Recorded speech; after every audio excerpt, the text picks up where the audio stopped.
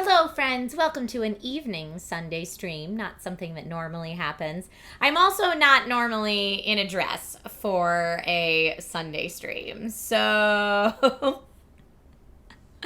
does it say Gong Show still? What's Nightbot doing? Oh, I definitely fixed the title. I don't know why it didn't do it. I don't know. Maybe Twitch is having a hiccup today. The title should say Sunday Chill Stream, Chatting and Games, and the Go Live notification should have said Sunday Chill Stream. So, if it's not doing it... okay, hold on. And also, the activity feed is not updating at all. So, I know that people did sub, but I don't know what you said yet. So, hold on one second. Twitch had an API update recently. Oh, no. It's a thing. Okay, here we go. Now I can properly thank people. Cosmic Jordan, thank you for the resub. Happy 2-year subiversary. Tyneek, also happy 2-year subiversary to you. Today, it's just a classy Sunday stream. No middle school humor to be found here. Ha ha ha ha ha. I helped throw one of my friends' baby shower earlier today. That's why the Sunday stream couldn't happen in the earlier times like it normally does. It wasn't a Sunday morning stream. It's instead a Sunday evening / afternoon stream. So welcome, y'all. And my mic is just trying to come on in here. It wants to be part of the party. Get out of here, microphone. It was fun. It was fun. But yeah, because of that, look, I'm in a... When do you ever see me in a dress like this? Like, never. I'm in a dress.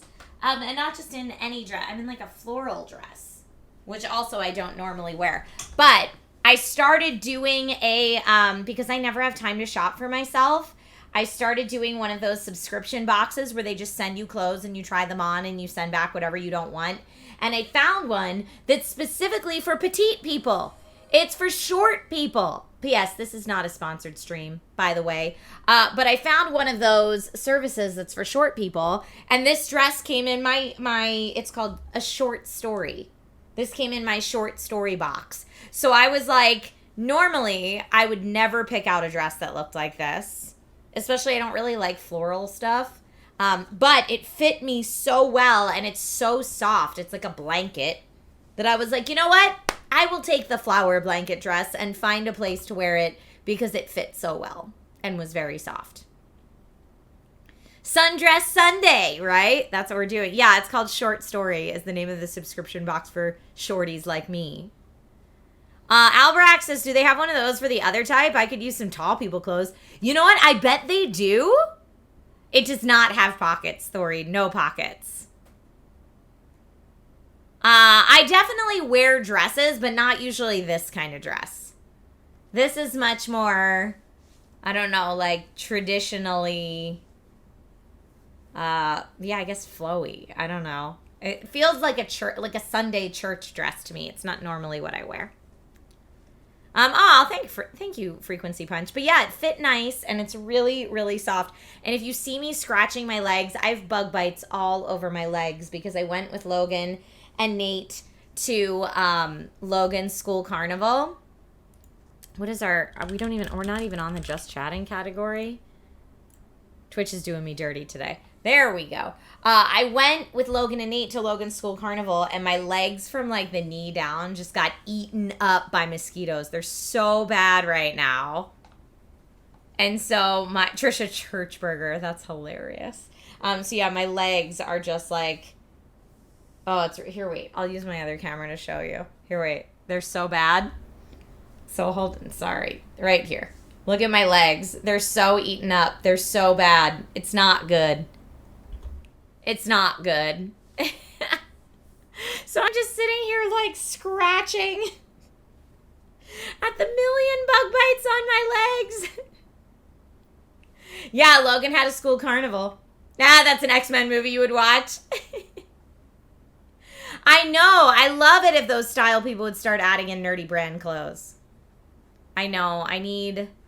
Your legs are covered in bites too, Akoto Roku. I'm sorry. Logan did have fun. It was a Greece-themed carnival. Some of the kids came in like full dress. It was like 100 degrees out. I was not putting Logan in like a 1950s leather jacket. But he did have fun, and a lot of his friends were there, and it was nice to meet the other parents again. Because normally, since I travel so much for work or have to work really early in the mornings or really late in the day, I don't get to do school drop-off and pickup. So Nate does, and he knows all the parents. But it's now one of those things where, like, when I go and introduce myself to other parents at Logan's school, and I'm like, oh, hi, I'm Logan's mom. They're like, oh, you're Nate's wife. Everybody knows me at school as Nate's wife because they all know Nate. Which I don't mind. That is true. I am both Logan's mom and Nate's wife. It's just very funny for me. Does anyone in Logan's grade know what Grease is? No, none of them do. None of them do. Not even a little tiny baby bit. I know Grease isn't really appropriate for a 6-year-old anyway. But yeah, it's very funny when people are like, yes, Nate's wife. Okay. Nate does kind of walk into school like an episode of Cheers. It's true. But Nate has always had a lot of female friends. Like, it's just, he, like, before we were dating, while we were dating, our best man at our wedding was a woman. Like, Nate's just always had a lot of female friends. So it's funny because there's, like, this group of moms at school drop-off and pickup that Nate hangs out with. And they'll all be, like, standing around in the morning, like, having their morning coffee after they dropped off their kids. And Nate, like, loves it because he'll just come in and be like, so what are we talking about, ladies? It's really cute. Let's see. Jimmy says, really liked your recent appearance on What's Good Games. Oh, that's awesome, Jimmy. Thank you so much. Thank you for finding my stream and coming on by. I love the What's Good Games, folks. They are so lovely and so incredibly thoughtful in their commentary on games. It was really nice to be able to chat with them. It was really fun. Albrecht says, I was the same all through college. Most of my friends were women. Yeah, it's true. Have returned. I saw Silver redeemed a hug. Hugs for everybody. Here's a hug for you if you need it today. Hugs, hugs, hugs for everybody in chat. Callum, it's fine. It's not effed up. They're just, that's how they know me. But then once I've introduced myself to them, then they'll be like, oh, okay, Trisha, yes. I remember you from such and such thing. Yes. Hugs for Silver and everybody else out there. Thank you for redeeming that. And DM Dutro, thank you for the resub. 40 months is amazing, my friend. Thank you. Jimmy says, so true. Found their pod during the pandemic and have really loved their positive vibes. Yes, they're so good. Corgi just put some mosquito traps in your backyard yesterday. This past Friday, I did a photo shoot. I had a photo shoot scheduled, and it was my first ever photo shoot that was like, so when people write articles where you're mentioned, we have professional photos to give them. It was my first time doing that. So it's like, it's funny because each year my career kind of does like a different thing and challenges me in new ways. But the fashion, like, because there was a stylist for the photo shoot, the fashion that I'm wearing in the photo shoot is like so grown up, but also fun.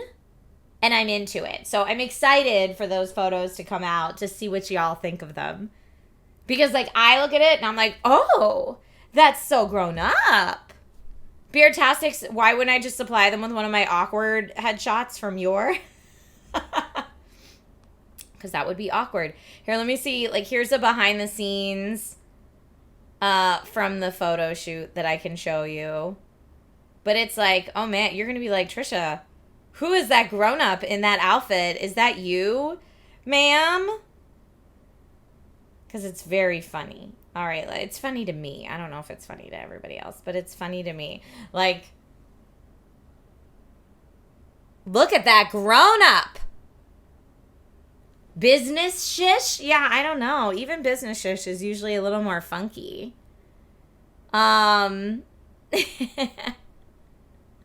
Yeah, who is that grown-up, right? So shiny.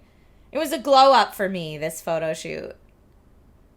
Same thing with this look. This look was a little... I only have behind-the-scenes photos of 2 of the looks I did.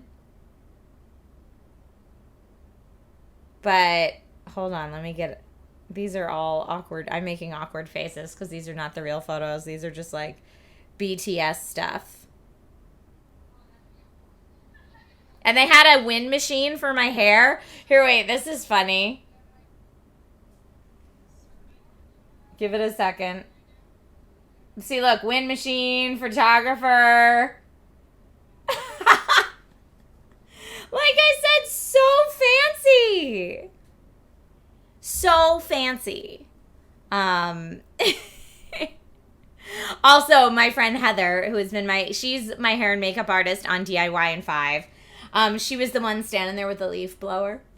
I was like, wait a second, is that really a leaf blower? And she was like, oh yeah, that's what works. So I was like, all right, I guess that's what we're doing. We're doing a leaf blower. You have returned. Be Right UK, thank you for the resub. And Thorreed, thank you for the resub as well. Hi, Demighty, who is your father?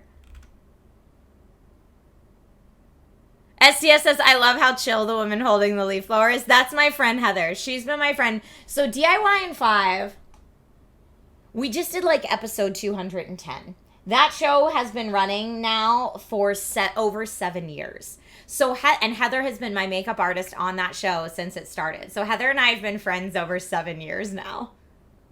She's great. She is great. Corgi says, thoughts on the Pixel 8 Pro. I haven't gotten hands-on with it yet, but I'm very excited to, and I'm most likely going to upgrade from the Pixel 7 Pro to the Pixel 8 Pro, if that's an option for me. Callum, thank you for the sub. Welcome to the Dragon Riders, officially my friend. Demighty, Himura Jubai is your dad. Nice, welcome. Welcome to the Dragon Rider family. Is Himura Jubai in chat? Welcome. Welcome, welcome. But yeah, you guys know I'm Team Pixel. I'm excited by most everything a Pixel does. The Pixel Fold, like a foldable phone, is almost too much for my daily usage. And so I'm really looking forward to the Pixel 8 Pro. The Pixel Fold is an amazing phone. But most of what I need to do on a phone, the apps aren't optimized for foldable format. So it just ends up being a little heavier than I'd need. Oh, Joker Joe, thank you for gifting a sub to Demighty Q. That's very sweet of you. Game on request for Stray Gods. STS, I love it. I love it. Corgi, do I think that Google will keep their word about 7 years of updates? Yeah, I do. I do. And the reason that I say that is so far that I have been able to review Pixel phones. I mean, they haven't gone back on any other stuff, like as far as you'll be the first to get all the Android updates. Pixel is. And whenever they roll out new camera features that are software features, they roll them back to previous models. And I haven't had the same, like, oh, your phone's 2 years old, we're going to have everything expire on purpose so that you have to buy a new phone. I've never felt that with Pixels. And in fact, my previous Pixels have all gone to my family members. Like, my dad's on a Pixel 5. My mom's on a Pixel 5. Those phones are still very supported and working well. So that's why I think that they really are going to follow through on it. Be Right UK, thank you for gifting 5 community subs, you wonderful human. Appreciate you supporting this channel. Thank you. Callum, for all the times you've watched my movie fight with Mr. Sunday. Oh, that's awesome. I'm glad that some of that content still lives on and still has legs. I've got all the family members hooked up. They're all on Pixel phones. To the point where now Nate is jealous that he doesn't have call screening. So his next phone, if and when I do upgrade to the Pixel 8, Nate's going to get the 7 Pro that I have right here. And he's pretty excited about it. So he'll be going from iPhone to Pixel, which is not a fun transition, but I will be there with him every step of the way through it. I've helped many friends make that transition. But he's so jealous he doesn't have call screening. He is so jealous he doesn't have the very easy integration into Google Photos. And we use Google Home for all of our smart home stuff. And he's also super jealous he doesn't have Magic Eraser. So he's coming over to the Pixel fam. It's happening. It is happening. I am a force. I am a force for Android. STS. Joker Joe says, I have the 7 myself. Good phone. Yeah, I've loved it. I've been really happy with it. Demighty, you have a Samsung S9. Also good. Listless Loon. Thank you for gifting 5 subs in chat. Folks, that puts us at almost a level 4 hype train completed. Thank you. Thank you, thank you. And to all of those who just got gifted subs, welcome to the Dragon Riders, my friend. Enjoy the cool dragon badge next to your name, your range of custom emotes. You're twice as likely to win in any giveaways, and you have my eternal thanks for supporting the channel. Join the Discord and all that good stuff when you can. Let's see. A new subscriber. Come, steal yourself. Landar just gifted a sub. Thank you, Landar. The Galaxy A53 is a great phone. I review it pretty often on, I review it pretty often for Amazon.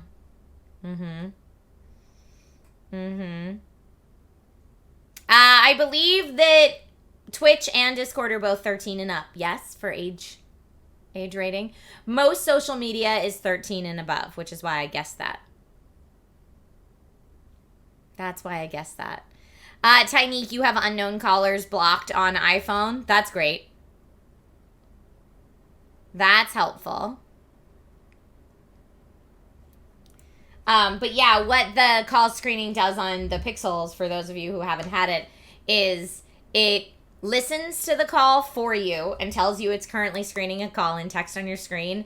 And then whatever is said into the phone, it transcribes the text right there for you. So a little like Google AI Assistant is like, hello, thank you so much for calling. The person you've called uses a Google call screening service. Please state your name and the reason for your call.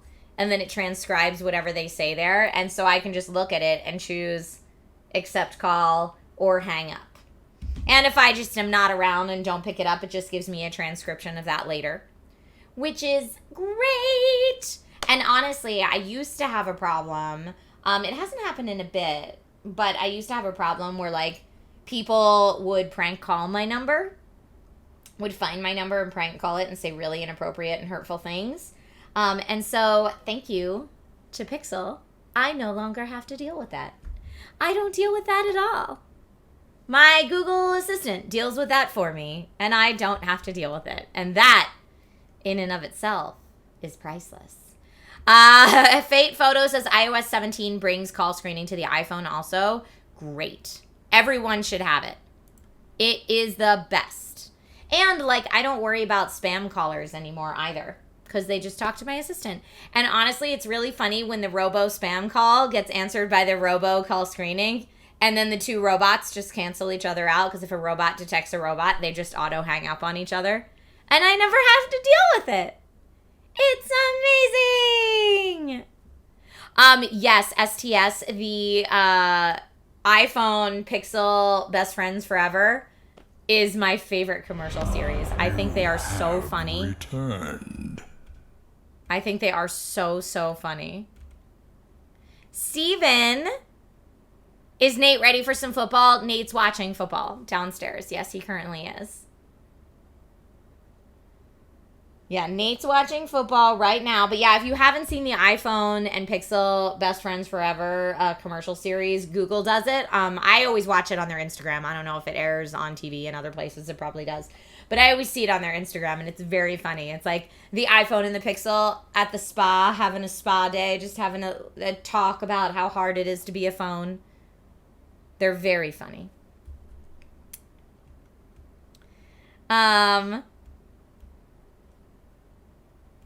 Maface, you don't want to talk football today? I'm sorry. Did it not go your way? It may not have. Victor, thank you for the hydrate reminder, my friend. The lacrosse player, thank you for the resub. Welcome back. Yeah, join the hype. Join that hype train. I love it. Hi, tech guy. How are you today? Eagles are 5-0? Or did they win? Are they playing now or did they win? I'm such a bad Philadelphia fan. All of my friends, Nate and I were talking about this today, all of our friends, I should say, his and my friends, are like lukewarm football people. Like if it's on, they're like, oh, football. Okay, is my team winning? neat. But, like, then they'll carry on conversation. They're not like, you know, Our I have modest to watch fellowship every play expands. super invested. Praise the sun. And so it's poor Nate who wants to really watch every single play, like, with intent. There's just no one that's there to do that with him. That's why I keep telling him to stream. Nate watches all the games, Joker Joe. And Compsci Dude, thank you so much for gifting 10 community subs. You are wonderful. Thank you for supporting the community. Y'all are the best. Y'all are the best. Is little man interested in watching with dad? Somewhat. He'll kind of watch, but then he gets bored and does something else, and then comes back to check in, and then gets bored and does something else. But when he was little man used to be like, Dad, can we just put on my cartoons? When poor Nate was trying to watch football. So he's come around. If Nate would stream, what do I think he'd do? P-Boy Art, thank you so much for the resub. Nate has dabbled in streaming before, both playing guitar and doing football commentary when Amazon was okaying people to stream Thursday night football. So he did it as kind of a second screen experience. Oh man, level 7 hype train, we have to do a giveaway. Diego Del Rio 92, thank you so much for the resub. GK Gamer Fan, thank you for the resub and all the work you do keeping this community a nice place to be for all. Let me go ahead and get a giveaway started since we're all here. Woo. All right, here we go. Giveaway time. Giveaway time. Let me see what items I have to give away today too.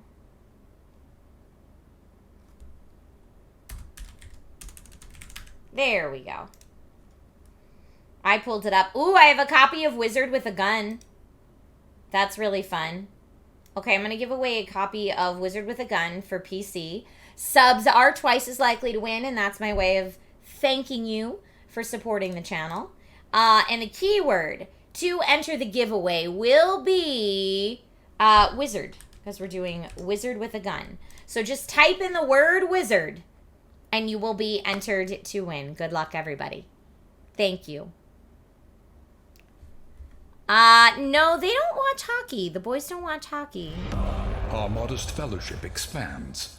Praise the sub. Aw, Callum, thank you for gifting 10 subs. Y'all are the best. What, is this a hype train record for us? It might be. It might be. Hype. Tech Guy says, I'm Canadian, and I don't watch hockey. Wizard with a Gun is a video game. It's a PC game. We streamed it on Gong Show, I want to say in June, so just a few months ago.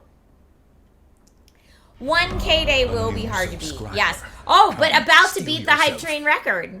It says we're about to beat the... So that was not... I think 1K day... It didn't trigger a hype train for some reason. I don't know. Thank you, Backside of Water, for continuing your sub. Appreciate it, friend. All right. I see lots of people entering that giveaway. I love it. A kind gesture. Amy, thank you for your kind words on my dress. I was I was helping throw a friend's baby shower today. So there were 4 of us that put together the baby shower. And so, yeah, I came right from that to stream. That's why I wasn't able to do a morning stream this morning, because the shower was from 11 to 3. And I was like, okay, then I'll come home after that and I'll do the Sunday stream then. But yeah, normally this is not my vibe for a Sunday stream. Normally I'm like in PJs. Normally Sunday streams are PJs, no makeup shish. But you know, it's fine. Oh, 1K day might have been before Twitch allowed hype trains past level 5. Thorid, you're probably right. You're probably right. All right, if everybody has entered the giveaway, let me know. Did we play a fun game at the baby shower? Okay, look. I'm in the minority here, but I don't like baby shower games in general. Most of them are not my favorite. But we had a lot of games, and some of them I thought were really fun. We did one where We took the mom and the dad's facial features, printed them out on sticker paper, and, like, cut them out. No, and then we had, like, a fake baby face, and you could stick on, like, mom or dad's eyes, mom or dad's nose, mom or dad's mouth to, like, make a baby. It was very creepy, but very funny. So that's my thing. If it's a funny baby shower game, I'm all for it. So that was fun. We did a good one there. I'm trying to think if we have any. Do I have any pictures I can show you of what that looked like? Because it was very funny. So I love stuff like that. But like I don't know, the one I don't like, which we did not do this at the shower, thank goodness. But the one I don't like is the, like, guess how big mommy's belly is. Because at least when I was pregnant, I was like, I don't want everyone sitting here just guessing how big I am. That's not fun for me. Like, when I was pregnant, I was like, I already am uncomfortable with how big I am. Thank you, though. But everybody's different. Some people love that stuff. It's just not for me. Okay, so here's what the creepy baby faces looks like. This kind of game I can get behind. Look how terrifying that is. That's the stuff of nightmares. But those are the kind of baby shower games I can get behind because I think they're hilarious. Be Right UK. Thank you. Thank you for the bits. Dorsai62, thank you for the bits. Yeah, good for Halloween, right? Thank you, Uni Wolf Girl. But yeah, those kind of games are great. And actually, my baby shower, before I had Logan, my friends did something similar where they took me and Nate's faces and 3 other couples we're friends with and melded our faces into, like, an AI baby face. This was like 7 years ago, so it was not... AI was not where it is now, so it was quite terrifying, actually. Listless Loon, thank you for the 5 community gift subs. But they used me and Nate together to make a baby face, and like I said, 3 of my other couple friends together to make baby faces, and out of the 4 baby faces, everyone had to guess which one was me and Nate's, like which one was going to be our baby. And it was so terrifying looking. I'm so glad Logan looked nothing like that baby. Hype train complete at level 8. Woo! Thank you, everybody. Thank you, everybody. Thank you, everybody. I love it. Thank y'all. Yeah, let me see. Can I find that picture? Because I know I saved a picture of that creepy baby face. It was terrifying. But that's the kind of stuff I like at showers. Is that weird? I don't know. Yeah, I never got behind the, like, change the baby nappy games or guess the baby food games. They're fine. They're fine. I'm trying to look back. It would have been so long ago because it would have been before Logan was born. So way back. Just going back through. Just going back through. Oh, hi, Comsci Dude's mom.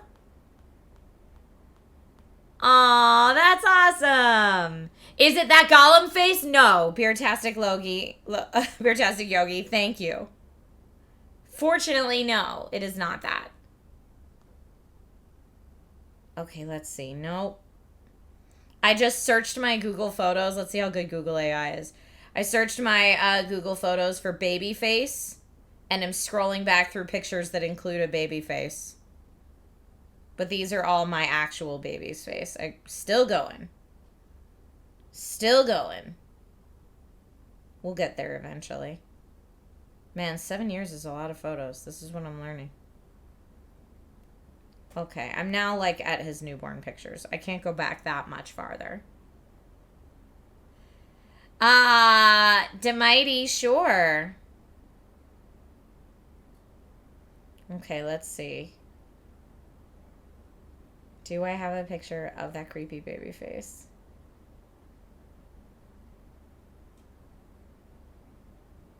Okay, that's the day of the shower. What date was that? January 18th. Then I can find it that way. I'm gonna find this creepy baby because it was funny.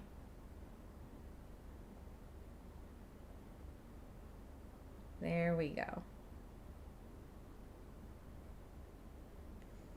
All right, picture, picture, picture. No? Do I have it? Maybe I don't have that picture here. What? No way. I don't know. At some point, I will find it and share it on stream. I don't know why it's not here. It should be on this day. Oh, I found it. This is what AI in 2017 said me and Nate's baby would look like. Thank God that is not what Logan ended up looking like, because that's terrifying.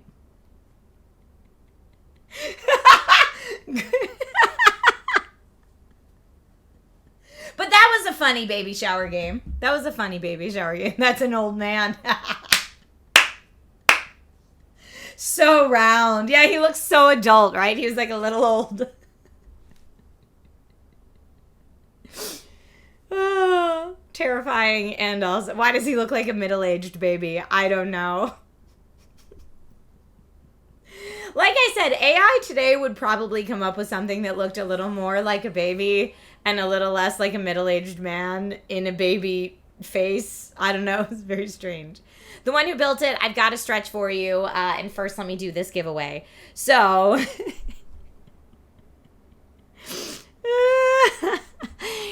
like a worse version of that Twilight baby. It does. All right. Gonna do the giveaway. Let me get that stretch in. So anyone else who still wants to enter the giveaway, thank you again for the awesome hype train. Feel free to type the word wizard into chat, and you'll be entered for the giveaway. Wizard, all lowercase. Get a little stretch on today. Oh, thank you. Although I've been up and moving around all day because we did the baby shower today. But yeah, I like the funny games, but I'm all about having a good laugh when I get together with my friends. The traditional games are sweet. We also did a write some advice for the new baby kind of stuff. AI today will just hack your phone for a pic of Logan. I know, right? Right? So true. All right, drawing the winner. As always, subs are twice as likely to win. Good luck, everyone. And the winner is Albarac. Albarac01. Congratulations on your win. I'm going to message you right now so that I don't forget. Let me get you here.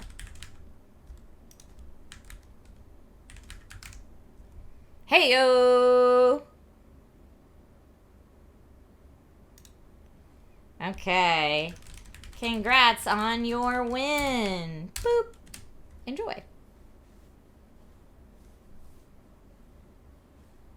Congratulations. GG's all the way.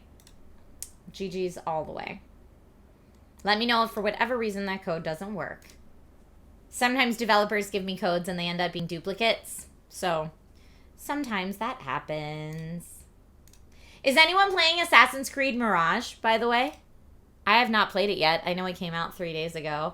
I have not played it yet. But I have a shoot in New York City this Thursday, and I will have a chance to play it then. So I apologize. I'm a little behind on my favorite indie games of September on the YouTube channel because I try to put those out monthly, and I haven't gotten September's out yet because I am so behind on absolutely everything. So behind. But I will. I will get it there. Is New York City still flooded, though? I hope not. Yeah, I'm so behind on games, exactly. But, yeah, like I said, I have a shoot on Thursday in New York City where I'm going to be playing Assassin's Creed Mirage, which is great. My episode of Pit Crew this Tuesday, which tomorrow morning I leave bright and early, 6 a.m. flight or something like that, to fly to Seattle. This Tuesday's Pit Crew, I think, is going to be Minecraft. Ooh. St. Clair, thank you, my friend. Every job I've had in New York City recently has been a quick in and out, and this Thursday is going to be no different because I have a shoot here in LA on Wednesday all day. Then I go to the airport to fly a red-eye to New York City, shoot Thursday in New York City all day, and go right back to the airport to fly a red-eye back to LA for a shoot I have here in LA Friday morning. That's my week this week. Monday, Seattle, Tuesday, Seattle, Wednesday, shoot in LA, Thursday, New York City, and Friday, shoot in LA. That's it. It is wild. STS says pit crew requires you to fly back and forth. It sure does. So yeah, for the next, because pit crew is a 12 episode series. So last week was week 1 of 12. This week will be week 2 of 12. But yeah, I will be in Seattle.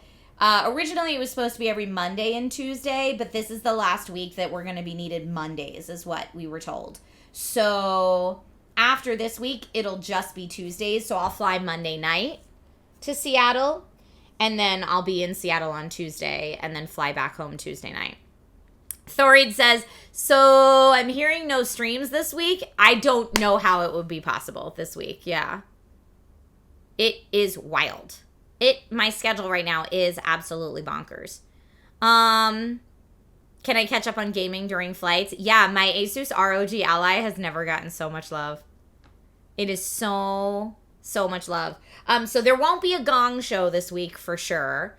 If I find time to stream, I will. I thought about maybe bringing streaming stuff with me to Seattle, but honestly, like, the hotel Wi-Fi is going to be so crappy. I'm not about that life. Ugh.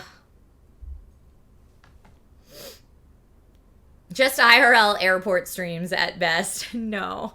Yeah, that's not going to work well. So I'm going to try my best to catch up on everything. And then next weekend, we are out of town for a wedding.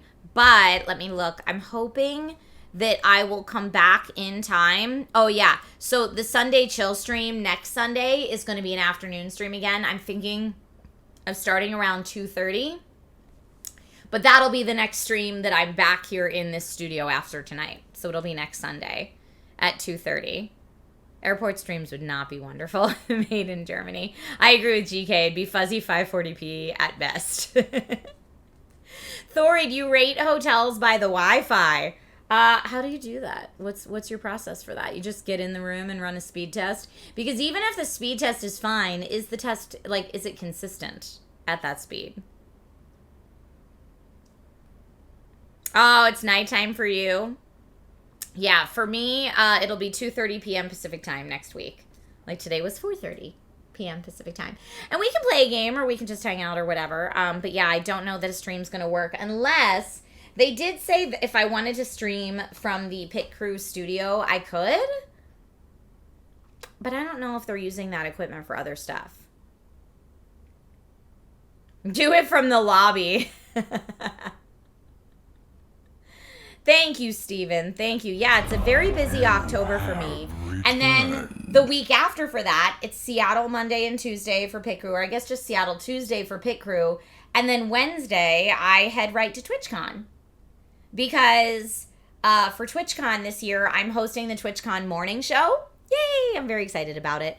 So the TwitchCon morning show is going to take place from 10 to 11:30, Friday and Saturday and Sunday. And so I've got to fly into Vegas on Wednesday. I will have a rehearsal on Thursday and then the live show Friday, Saturday, and Sunday of TwitchCon. So it is busy, busy, busy. But the good thing to say is that, good call, GK Gamer fan. You said if you do stream from there, be sure to remove your stream key afterward. Good call. I will be streaming from TwitchCon on Sunday, though. So the Sunday of TwitchCon, I'll be streaming from TwitchCon. That's when we're going to do our charity fundraiser for Be The Match in honor of Garth McMurray. So that's going to happen there. Thank you, Mr. Bones. I appreciate that. My face, I'm sure you love hate speed tests. I'm sure. But I am getting a lot of fly miles. It's true. Tarlin says, does Twitch pay for all of that? I'm not sure which client is paying for it. It could be Twitch, or it could be Twitch via the sponsor of the TwitchCon morning show. Which I don't know if I'm allowed to say that yet, but you'll find out who that is when I'm there and hosting the show. Callum, that's very kind of you. But I always say thank you anyway because I am thankful. So thank you. Hopefully first class. No one ever flies me first class. I'm not that fancy. It's really funny because I do have friends that are that fancy. When some of my friends are like, just get them to fly you first. I'm like, girl, you're fancier than me. But yeah, hotel Wi-Fi is always iffy, so I never bank on being able to stream from the hotel Wi-Fi. But I'm flying so much this month. This is wild. I'm flying so much this month. I actually bought the monthly Wi-Fi pass. You know when like you get on a plane and it's like, you can pay such and such for like just to have Wi-Fi on this flight, or you can pay this lump sum to have Wi-Fi on every flight the whole month. I actually bought the every flight the whole month one because I'm flying so much. AOR Aries, I hope I said your name correctly. Thank you. That's very kind of you to say. You just made my day. Did I already qualify for gold status on Alaska? No, because, well, kind of. The answer is kind of. I do not have gold status on Alaska, but I do have really good status on American. And American and Alaska are partners. So I just use my American status every time I fly Alaska. Instead of collecting Alaskan points, I collect them just to lump more on the American Airlines status. Hey, Adam, I'm hopeful I'm getting that Pixel 8 Pro. We'll see. I've been a member of Team Pixel for years, so a lot of times when they release something new, it just kind of shows up in my mailbox. And then I say thank you profusely online, and talk about it all the time online. But I'm all of my fingers and toes are crossed for a Pixel 8 Pro. And if it does not come into my mailbox, I will probably end up buying it, yes. But American Air is the one. Oh, you ordered yours, but we will chat about them in person soon. I can't wait. Adam, are you coming to TwitchCon yet? Did you change your mind? Are you coming? Nate's coming this year. And me and Nate and Naomi Kyle and Gary Whitta are gonna do... So me and Naomi Kyle and Gary Whitta at TwitchCon every year do a, like, fancy friends dinner. While everyone else is going to the parties that are like boots and pants and boots and pants and boots and pants, we're all like, hey, it's a little loud in here. I can't really hear everybody properly, and I kind of just want to talk to my friends. Should we all just go like spend a lot of money on sushi? And then we all go do that. Ah, you're coming, Adam! Oh, I'm so happy! Okay, good. So Gary and Adam and Naomi, we're all gonna go get our fancy dinner. That's how us middle-aged peeps roll, for sure. In fact, Adam, you were at this party, I think. But last year we went to a party where Gary's Apple Watch was literally telling him, it's too loud in here, it may damage your hearing. At one of the parties we were at. And honestly, we were just trying to hang out with each other. And we were like, what? I can't hear you. Like when we're like 6 inches from each other's faces. And so Gary showed me his watch. And we both just died laughing. And I think after that was when we all went to karaoke. We were like, can we just find like a little bar doing karaoke instead of being at this like nightclub where everybody's grinding up on each other and we're all just the creepy people sitting in the corner trying to have a conversation. Yeah, we're too old for that nonsense. So we were like, and we're out. And then we found a really cute, fun karaoke bar. And Gary killed it in karaoke. It was awesome. We had a really good night. Oh, P.S. Which, that was very funny. But yes, Gary will be in Vegas for TwitchCon. So he doesn't need to be too jealous. But that whole thing was hilarious. Callum saying, I use my American status. Some minorities might take that the wrong way. My American Airlines status. My A Advantage miles. Let me be clear. Odyssey Dave says, hot take, overly loud clubs weren't even fun when we were young. You know what? Nate would agree with you. Nate was not a fan of dance stuff. Oh, Adam, you were trying to secure tickets for that Sphere thing, but it's all sold out. That was sold out months ago. Nate and I got tickets to see the Cirque du Soleil show. I'm really excited about that. But yeah, we couldn't get the Sphere. Fate Photo says, if it's too loud, you are too old. I'm way too old. Oh, yeah. For sure. Karaoke can be loud, too. But, at least it's, fun and you can talk to people. Have returned. As opposed to it being so loud that the only way to communicate is by, rubbing your bodies together. I'm past that life. Zarknor, welcome back. And Odyssey Day said, it's great. I'm so excited. And both Nate and I have wanted to see it forever, so... You always just carry earplugs? I used to go out to clubs a lot when I was younger. And I think that a lot of the reason that I went, I like to dance. I dance very poorly, but I would like to go dance with my friends. And, it would be my girls' night out thing. We would all go to the dance clubs and just, dance and have drinks, and it was fun. Plus, also, in LA, at least, and I know every club scene's a little different, but in LA, at least, when you roll up in just a pack of ladies, you get preferential treatment. And by that, I mean, is there a line outside? Not for you, ladies. Come right on in. Oh, can I get your first round, ladies? And I'm talking about, not random people. I'm talking about, the people that own and run the nightclubs. Because they're trying to pack the nightclubs. They want to out-ratio the nightclubs with more women than men is what at least they used to do back in the day. I don't know if it's still like this because I haven't done the nightclub scene in LA in many, many, many, many moons. But that's what they used to do. So if I would roll up just with a pack of my girlfriends, we got in for free. We didn't have to wait in line. We generally got most of our drinks complimentary. And so, for me, as, the very not cool kid ever in my whole life, it was the first time I was like, I feel kind of cool. I feel kind of cool. And so I took advantage of that in my early 20s. And that was very fun for me. That's a club universal, says STS. Got it.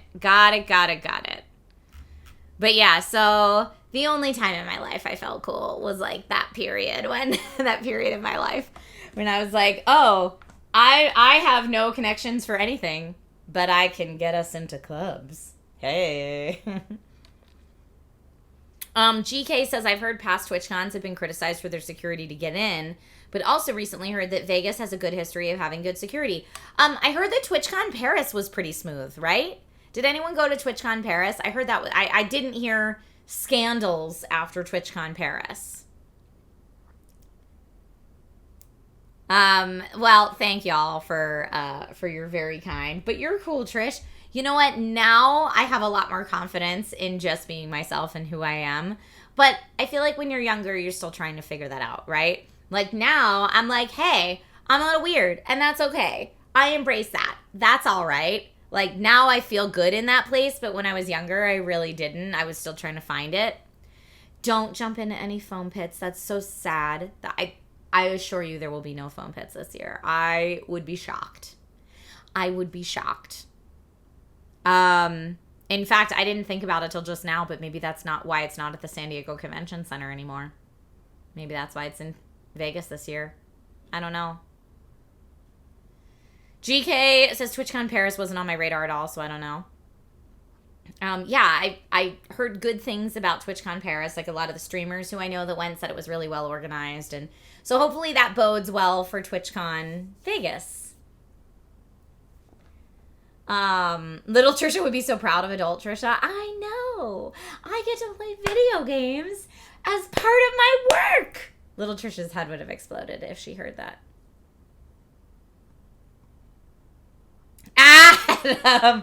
Shut your face, Adam. P.S. Adam, I just re-listened to all of Gundog, the amazing audio drama podcast by Gary Whitta and Adam Nickerson and Shannon Woodward and Austin Wintory and Troy Baker and all the wonderful people that were involved with it. And it's fun for me because after every episode of the audio drama, it says, what does it say? The sound editing by Adam Nickerson. I'm like, I know these people. Oh, Bad Time Moogle. Welcome to the stream. Yes, I have been streaming here. Is this year going to be my 9-year partnerversary? Maybe. It might be. But I love streaming, so thank you for finding me here. I barely update my YouTube channel anymore at all. So people that go to my YouTube channel are like, what is Trisha up to? I have no idea. And secretly, I make YouTube videos just to be like, hey, come to my Twitch, though. Because I like it here. I like hanging out here. This is fun for me.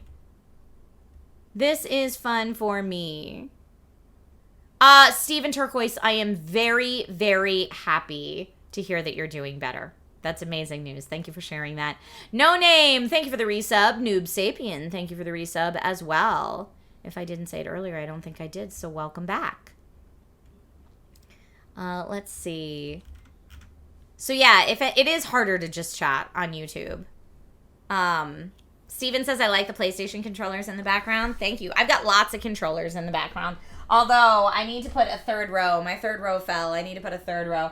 Right now, it looks like I've got a Switch controllers, some PlayStation controllers, some Xbox controllers. But what I wanted to do was a line of Switch controllers, a line of Xbox controllers, a line of PlayStation controllers, and then swap them out when I want to use different controllers. You know, it's a work in progress. The controller wall is a work in progress. Are these bird stickers? No, they're dragon stickers. Hold on, if I walk back here, maybe my focus will follow me. So these are little paper dragons that fly up the wall. And then my YouTube button that's so old. And the Keyblade. But yeah, the wall right now is devoid of any AMPTP projects. So the formerly Star Wars and Lord of the Rings paraphernalia that were over here are not now, but I do have the Master Sword is hanging out over here, and the Captain Carter shield. I am going to say that that's comic inspired, so it can stay. My opinion about Old Smosh being back now, I think it's exciting. I hope they're, reinvigorated to make cool content. My best friends at Smosh are the folks of the Smosh Games era that was my SourceFed era. So Mari, Joven, Sohinki, and Lasercorn. They're all my lovely, dear human friends, and I appreciate them as people, and I get to see them regularly. So anything that they create ever, Ogsog, exactly. They're my besties. In fact, Lasercorn is having his Halloween party TwitchCon weekend, and I'm so bummed to miss it because I love his Halloween party every year. That is the OG play button. Yeah, I guess they've changed them since then, huh? Aren't they bigger now? Are they bigger now? Yeah, that's a old play button right there. Oh, that's true. New user says, to be fair to everyone who said, what are you going to do? Play video games for a living? This job couldn't have even been imagined until probably the mid-2000s. I know it blows my mind whenever I hear, Alana Pierce say that she went to school for video games journalism. That was not a thing when I went to college. Like, when I was a kid and playing video games, if I wanted a job in video games, the only thing I could think would be to develop video games. So it was like, either I'm going to develop video games or I don't have a job in video games. Now that I actually am very, ingrained in the video game industry, I understand that there were always marketing people behind video games, legal departments, voice casting departments once we got to the point where voiceover was a bigger thing in games. The competitive gaming scene offers a wealth of job opportunities. But again, the competitive gaming scene didn't come about until much later. Video game journalism wasn't really much of a thing until later. Yeah, there were those arcade championship people back in the day, but that was as close as it got. But yeah, now there's all sorts of video game related degrees, which is awesome. So for me, it's also cool that like Alana growing up was like, I want to work in gaming media. Like to me, that wasn't even on my radar. I knew I liked performing. I knew I liked public speaking. And so for me, the closest major that I could think of was theater. So I was like, I'm going to major in theater, and then I'm either going to move to New York or LA to be on camera, to be an entertainer of some sort. And when people were like, well, what kind of entertainment do you want to do? Do you want to like be a radio DJ? Do you want to be on TV? Do you want to do theater? I was like, look, as long as it pays.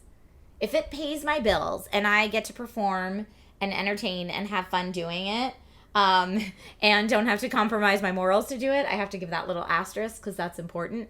Then I was like, okay, then yes, that's a thing for me. So I try. Oh, theater pays like nothing. Yeah, Corgi. You can ask Nate. Nate can tell you about it all day. Because Nate did professional theater for many years. Pokemon Trainer Guy wants us all to know that Tuesday is Microsoft's monthly patch. So Tuesday for October, which is when Microsoft releases security updates for all their supported versions of Windows. Thank you for letting us know. But yeah, so now that we live in an age where like you can do performative D&D for a living.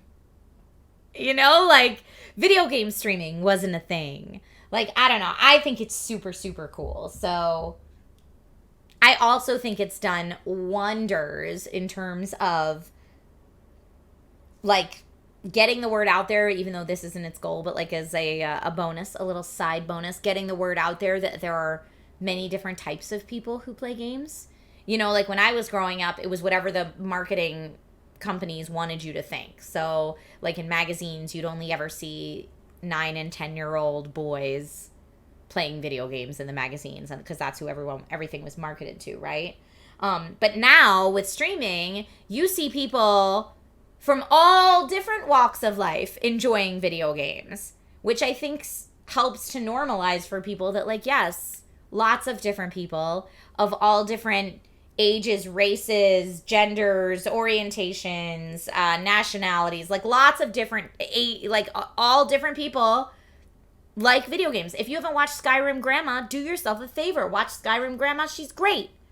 Like that is cool to me that now that's much more commonplace. I mean, even from when I started on SourceFed till now, that was different. Like I talk about it a lot that when I started on SourceFed, it was very like, you can't wear pink. You can't wear dresses. No one will believe that you know anything about tech or video games if you do. You need to wear this like dude's graphic tee that's cut up and tied, put on some fake piercings. I didn't need glasses then, but they were like, you know, try wearing some fake glasses. Like these are all things that will type you so that people think, oh yes, she's a gamer girl. When I was like, well, I've been playing video games since I was 5. Can't I just be me? And like talk about video games and tech, which are things that I like. Because I only got hired for that job because they were like, talk about what you like. And I was like, all right, well, I like video games. I like tech. Can I talk about those things? And they were like, sure. And so I did, and that got me hired for a job. But then to like get the job and be like, okay, now we need to completely change you. What? Why though? STS, Brittany actually does have a gaming grandma. It's great. It is great. Backside of water. I like that. Guyver UK, you said you always think Kevin Clash got fame. I don't know what that means, dude. I don't know what that means at all. I would agree with you that there's still a fair amount of marketing that is more classically gender targeted. However, a lot of marketing now is like content creation, which is all over the map in terms of who it's for. Yeah, GK, that might be. That was strange. Returned. Sherlos, welcome back.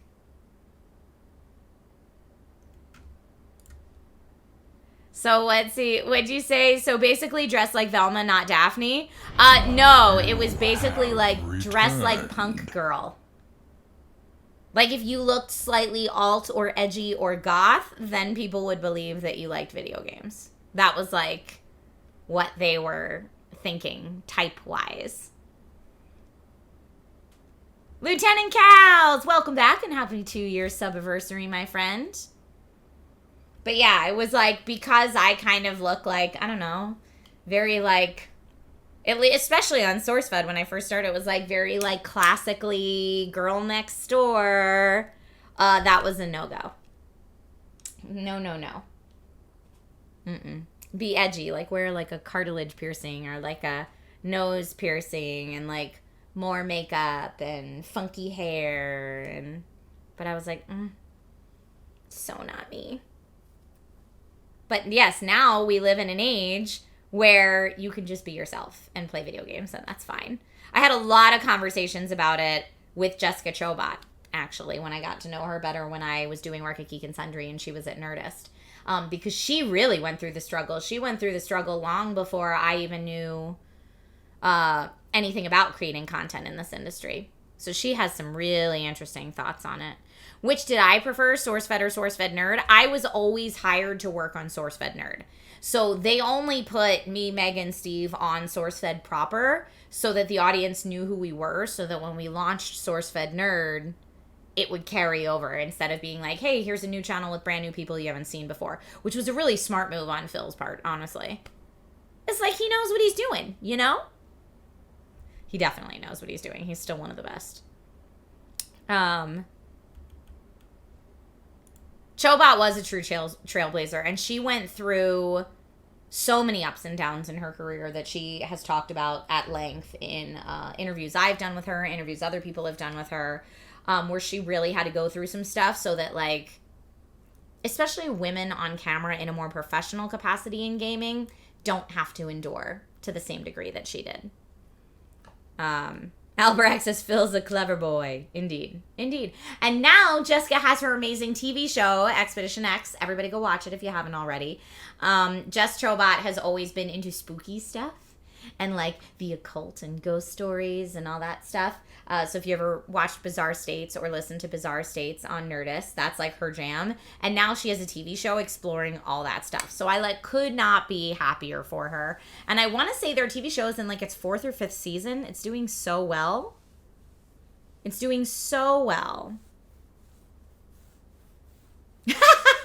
New user says, and then you started talking about Paperboy on the NES, and they were like, okay, no one would choose to fake being excited about this game. I mean, it's true, though. I love it. That doesn't mean everyone's going to love it. Oh, nice. Sombra Velada. That is a great deal. You got all 3 Lord of the Rings Extended Edition on DVD with the statues. Congrats. That's a good find. Corky says, I play Paperboy. And yes, Jessica lives in Amsterdam now. Her whole family moved to Amsterdam. Which is funny because I still watch Jessica's show and I love her and I support her and I message her on Instagram when I can. But her husband Blair now works with me sometimes like 2 degrees removed anytime I work on something for Alienware, which is cool. So I still get to communicate with both Jess and Blair even though they're in Amsterdam, which is neato potato. But yeah, Paperboy, love it. You and most of you who follow my streams know why I love that game. It was the only game I was really competitive at ever in my whole life. Except for maybe Heroes of Might and Magic, but that was not a thing. You couldn't compete in that when I was younger. But yeah, that's why I love Paperboy so much. But yeah, it's such a weird... Like, it was funny. They said when they were auditioning for SourceFed, for new hosts, because they billed it as new hosts for SourceFed, they didn't specifically say we're holding auditions for, like, SourceFed Nerd or any of that subject matter. They were just holding auditions for a news show and then kind of grilling people to see what they knew about video games and anime and tech and comic books and all that other fun stuff for SourceFed Nerd. And they said when they asked a lot of people, like, do you like video games? What kind of games do you like? They said they got a lot of people saying, yeah, I play video games like Mario Kart, which is great. No shade on Mario Kart. But for whatever reason, they said that was the game that was like top of mind for people when like they could tell deer in the headlights, like, just pick a game, just pick a video game. Any video game will be fine. Mario Kart. That was like the game that universally almost everyone had played. So when I came in for my audition and they were like, what's your favorite game? My first answer was, well, video game or console? PC or console. Because I was like, PC, it's going to be Myst, which is a weird choice, but it's true for me. And if they say console, I'm going to go with Paperboy. And I, like, no one running that audition were expecting either of those answers. So I'm sure I probably stood out as, oh yeah, remember the weird chick that said Paperboy? And yes, Myst is an amazing game. I know there are people who feel like it doesn't hold up. I still love Myst to this day. Still love it. Still love it. Paperboy on the NES. Yes, we have to be specific. Paperboy on the NES, not later versions of Paperboy or even the arcade Paperboy. David Hale's Riven was great too. The sequel to Myst, Riven was great too. But yeah, it was funny. Now I'd have probably different, I don't know, Myst is still my favorite PC game of all time. But now if I was going to say greatest console game of all time, I might have a different choice. Although it's so hard now because so many games that you can play on console, you can also play on PC. Final Fantasy VII would be up there for me for sure. That's always the toughest question. Joker Joe says, wait, what's wrong with the arcade version of Paperboy? Nothing's wrong with it. I'm just not as good with arcade stick controls on Paperboy as I am with the original NES controller. Like, give me that tiny little gray rectangle, Paperboy, and I'll kill it. I'll kill it. That's the difference for me. Have I played any of the Tales series? Tales of Abyss, I think we did play for a little bit on stream once. But Tales of Symphonia and Tales of Berseria don't ring a bell for me. Maniac Mansion COM64 version, Megalithic taking it way back. Way back. Y'all are so nice. I had a baby shower today. So I'm dressed in a flowy dress because I was helping to organize my friend's baby shower. And there was a lot of planning that went into it, so I got there a little early. Why is my hair being weird? Oh, look, it's being so weird. I just made it worse. An old RTS game called Z. No, I never played that. Was it good? Where in the World is Carmen Sandiego was clutch. Played a crap ton of that back in the day. I'm expecting baby number 2. No. No,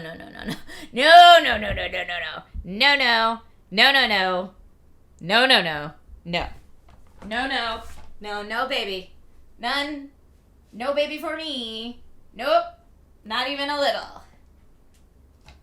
No, Nate and I are one and done. We are good. My little man is perfect. He's almost 7. We done. We done? Adam goes, so there's a chance?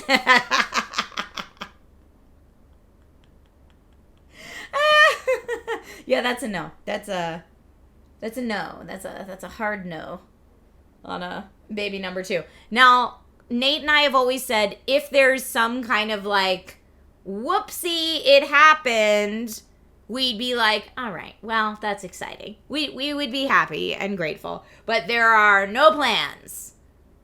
There are no plans for a numero dos at all. Savvy, we try. He's been in pre-K for a bit before school, and now he's in school.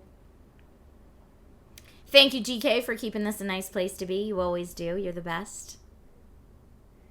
Honestly, if I was 15 years younger, there might be a chance that there could be a number 2, but that's not my reality. So, yeah, if there was a happy little accident, we would be grateful. But there is no intent whatsoever. And yeah, like Logan's 7 now. Like we're past the baby phase. The idea of going back to living like a zombie and changing diapers and all of that, like baby proofing the whole house again. Like we're so far out of that phase that I can't imagine getting back into that phase now. Like my friends who have multiple kids are like, look, you got to get the second one before the first one's out of diapers or else you're not going to go back. You'll have like seen the good side and not want to go back. Although that's not how everybody feels. That's how Nate and I are, and luckily we both feel similarly about it. But there's some people who as soon as they get out of the baby phase, they just want to rush right back into like what it's like to have a baby. And like, don't get me wrong, Logan was cute as heck. But also like, whew, that was rough. Sombra Velada, I know it always takes me twice to say your name, but I'll get it. He is going to be 7 in February. He's going to be 7 real soon. Stop talking about it or you'll jinx it, right? Tarlin says, my grandmother had my dad at 41. I mean, it's certainly possible. It's certainly possible is what I will say. Logan's top tier, baby. What if you get a scrub? I don't know, man. Although Logan got his first grade school pictures back the other day, and they, for whatever reason, like when I logged into the site to get the digital file of his school pictures, the last school picture done by that same company was when Logan was in pre-K, and he was like 2, maybe 1 or 2, and he was so little. And for like a second, I was like, oh my God, remember when he was that little and so cute and had the chubby cheeks and like the scraggly hair? And then I was like, no, Trisha, shut it down. No, thank you. Yeah, like that emote. Yes. Exactly. You spaced out your kids so that one is in kindergarten and the other one is born. That is how my sister and I are spaced out. Almost exactly. And hey, we liked it. Whose baby is that, David? Baby Rage? Whose baby is that on the Baby Rage emote? I don't know. I love that there's a retro game discussion going in chat right now. Sombra Velada. There it is. Sombra Velada. I got it when it's spaced out. Adam says, I'm very good at not having kids, so I'm going to keep that streak up. Me and my sister are 5 years apart. She's 5 years younger than me. Pecos Kill! Thank you for the resub. Babies are the cutest, though. That's how they get you. They're like, look, you're going to have the worst roommate ever that never pays rent, poops all over the house, and sometimes on you, throws up on you and all over the house regularly, is very expensive, but dang, that kid's cute. Keeps you up all the time. You'll never sleep. But dang, real cute though. Real cute though. My mom always said that's why God made him cute. Because, yeah, it's a good thing. It's a good thing they're so cute. Because, woo! Woo! Oh, Ika's in chat. Hi, Ika. Ika says, that's my raven. Uh-huh. I know. People love. There are some people that are just good at the baby phase. And, like, I like to think I did it as well as I could have. But also, like, I'm living life again. Now that my dude's 7. Almost 7. I'm living life again. I could, like, go to an adults-only baby shower today. What? How's that possible? I'm traveling for work again. What?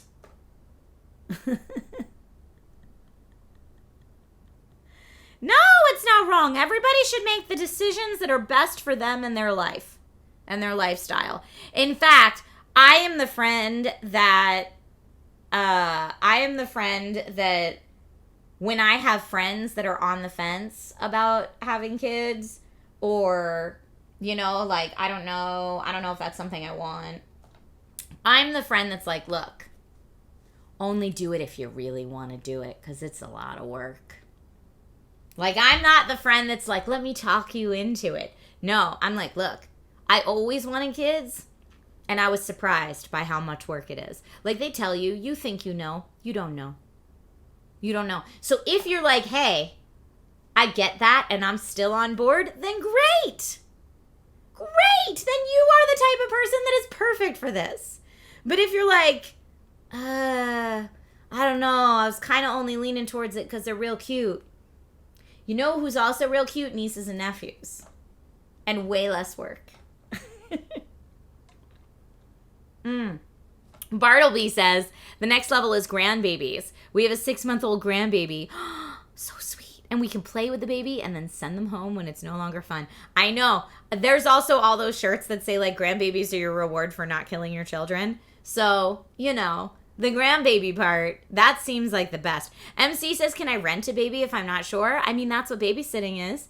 I actually do have, I have friends who are on the fence about having kids that are kind enough to offer to babysit. And I'm like, thank you. Thank you. Hemera Dubai.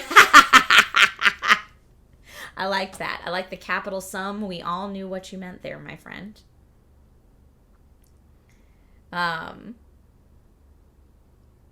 Megalithic says, I love getting my niece all revved up and then giving them back. I know, my mom, who was a dental hygienist all the years she worked with my son, is always like, candy, candy, candy, candy. And I'm like, what are you doing?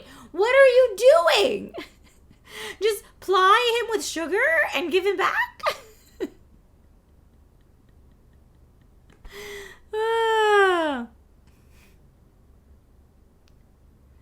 Chicago, your mom is upset that out of all my brothers, only one decided to have kids. She wanted so many grandkids. I know, and I feel bad because, I mean, Logan is my mama's only grandbaby, and she wanted so many grandkids as well. But what we always say is, like, look, if it's going to happen again, then, you know, not saying adoption's off the table, although now there's some really interesting articles out there about why you shouldn't adopt.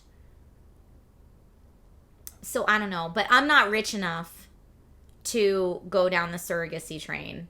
So that's not a thing either for us. So that's what I'm like, you know what? We have one really awesome kid. And I'm okay with that. J. Rodimus, thank you for the resub. Welcome back. And yes, the economy's horrible. Yeah, it's not great. I came right out of college into that 2008 recession. Whew, that'll get you. As much as they're like, squirrel away your money for your 401k. I did that, and then I lost it all. And you know what that taught me? To be very risk adverse with my investments. That's what that taught me.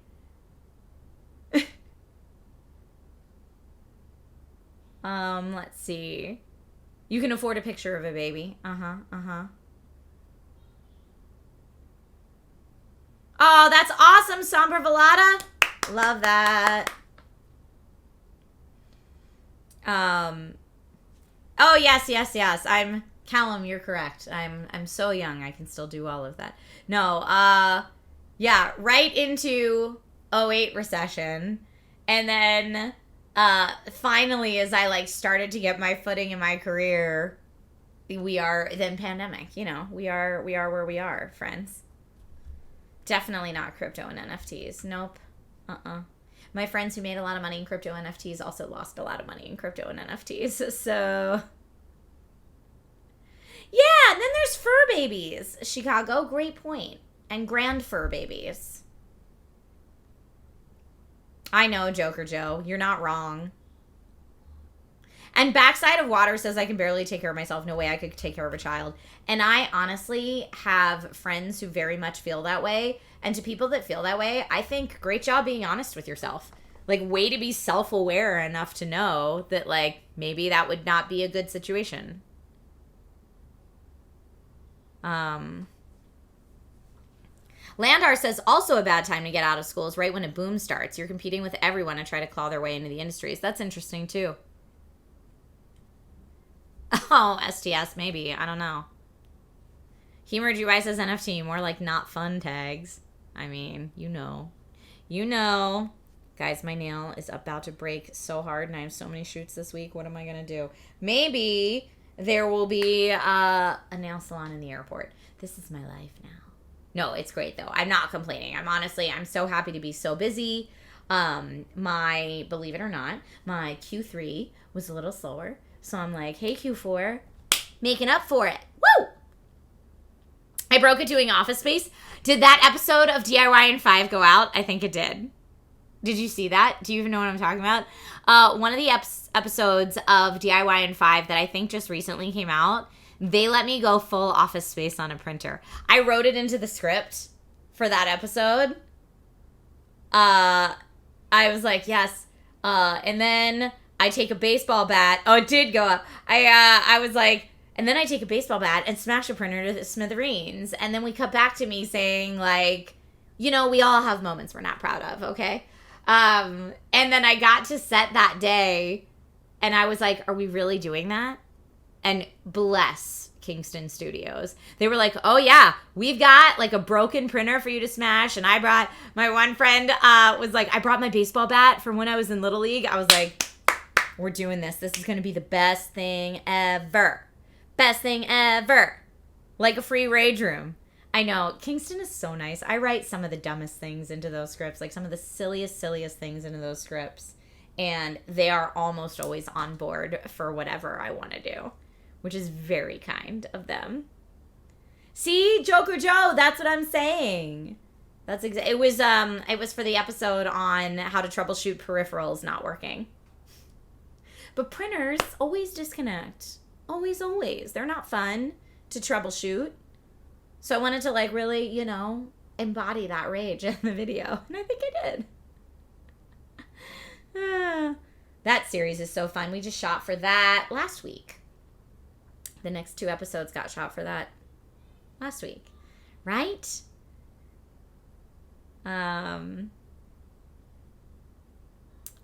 Yeah, flowers. We do not have family support out here, my husband and I. We are on an island by ourselves. Both my husband's mom and my parents live in other states. And so it's kind of sad for us a little bit when like their schools are like, who's your emergency contact that could come pick them up if we can't get a hold of you guys? And Nate and I are like, I don't know. We has no one. It's just us. So like we have friends that we've made. But yeah, Grandma lives in Pennsylvania. We live in California. She can't come get them. That's not gonna happen.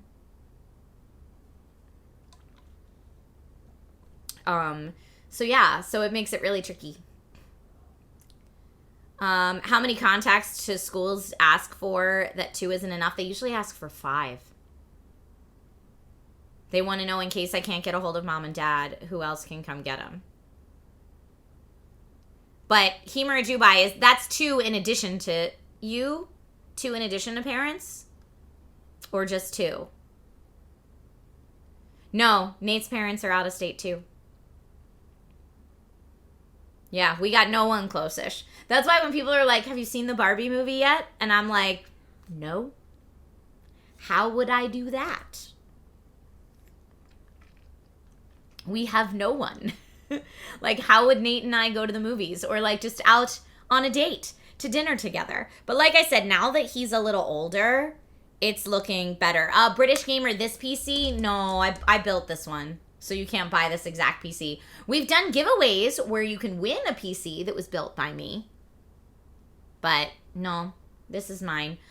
If you are looking to build an exact version of this yourself, if you use command Amazon, I think it gives you the link to my Amazon store. And then on my Amazon store, I think I do have like a list of all the components that went into this build, and you could build yourself the same PC. And there you go. There's all the specs. Thank you, Thorid. But yeah, you can look it up if you want to. Gotta make 4 more siblings just to add them as contacts. Ugh. Can I pick a solid color for lights on the PC? Yeah. You can change it. I just really like the rainbow RGB. In fact, this case has a button on it. I'm not going to press it now because I don't want to mess with it. But it has a button on it that you can cycle through different color schemes right from the case itself, as opposed to needing to access software to do it, But I like the black and rainbow is my peripherals and setup for my streaming PC. And then my gaming PC is all white with rainbow RGB. So here you can see. Burp. So the white setup and the white, here we go, let me adjust and scroll back a little. The white gaming PC down there. So gaming PC, peripherals, ooh, baby. But then, yeah, this setup is all A new subscriber. the dark with the Come, rainbow steal RGB. yourself. We are That's building an army. Ah, Crimson Pizza! Welcome to the Dragon Riders. Enjoy the sweet dragon badge next to your name, your range of custom emotes. You're twice as likely to win in any giveaways. And you have my eternal thanks for supporting the channel, so thank you. Swing that out of the way. J. Rodimus, you just built a PC! Yay! Love that. You've got the same mouse? The Logitech G502 Lightspeed Wireless? It's a goodie. It's an oldie, but a goodie. Lovable Ledger, you're very kind. How do you link a gaming PC and streaming PC together? Via a capture card. So I have an Elgato 4K 60 Pro Mark II in my DIY build. And then you can HDMI your gaming PC as you would any other kind of console. So I actually have into mine, I have one HDMI that goes to a Switch that has my Nintendo Switch, my Xbox Series X, my PlayStation 5, and my gaming PC on it. And then I use the HDMI switch to switch between the four. And they all go into my streaming PC. Thank you, Crimson Pizza, for your Prime sub. Thank you for spending your Bezos bucks here. Ooh, you still have an old Corsair case from 2015. That's fun. 16-bit Eric's new Star Trek themed PC. I'll have to peep in on his channel to see that. Nerd Dad Mac, you like the 502 Hero now? Yeah, I might get that when this one goes, if this one does go belly up. I was going to say when it does, but these honestly last forever. Bartleby, it's hard to know if you want to build or buy right now. And honestly, either is fine. Don't let the internet pressure you into one way or the other.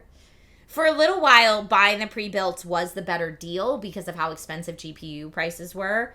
And OEMs were getting the GPUs at a pre-negotiated rate. So you could get a pre-built for cheaper than sometimes just a GPU. But prices of GPUs have come back down. So if you want to build your own, fine. If you want to buy a pre-built, also fine. I feel like they're, those two camps online are sometimes at war with each other. And I'm like, why?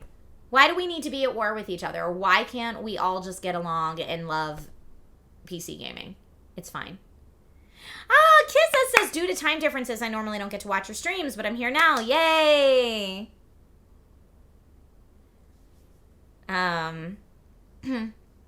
Oh, Bartleby Prime, you assembled one without the blood tax being paid. Love that. I don't know. Motherboards are still iffy, though. I've cut myself real good on a motherboard. Joker Joe says, if you do go the pre-built route, be careful with the power supply. Some companies put in no-name sketchy ones. Yes, and also make sure you're getting a power supply that can support any future-proof or future upgrades that you want to do. Like, I think the Alienware R16, I was just reading an article this morning that the lowest option PSU for it is a 500 watt. And the next option up is a 1,000. And this person who wrote this article was like, I really wish there was a 750 or an 850 or something nice in between because 500 is not enough, but 1,000 seems like overkill. I think I have an 850 in this build right here. Oh, yeah, rocking my Radeon. This is a 6900 XT in here right now. But I have a 7900 XTX that I need to put in here. Although last time I put it in, I was so nervous that the PCIe slot on the motherboard wasn't going to support it because it was kind of bending that I haven't even taken it out of the, I should take it out of the thing. I haven't even taken it out of the bubble wrap mailer yet, but I bought just like a little expandable bracket. Here's what it looks like. This is such a simple solution. Steal yourself. Man in the Mask, thank you for the sub. Welcome to the Dragon Riders. Backside of water, I see your posture check, and I will sit up straight. But I bought this. It's just a little screw to expand bracket that I'm just going to sit in here to hold up the other side of the card. So that instead of balancing this whole big massive chonker card and watching it do that, and which makes me so nervous for the PCIe, I can just make this bracket however big I need it to be to hold up that end of the card. It was like $8 on Amazon. But whenever I get time to get elbow deep in my PC again, which Lord only knows when that's going to be, but whenever I get time, my plan is to install the 7900 XTX with this bracket and see if that works any better for me. Binary, the 7900 XTX I had was not light. It was real freaking beefy. And when I put it in the first time, no bueno. No bueno. It made me incredibly nervous. And so I said, nope. And I put the 6900 XT back in. I was like, yeah, no thank you.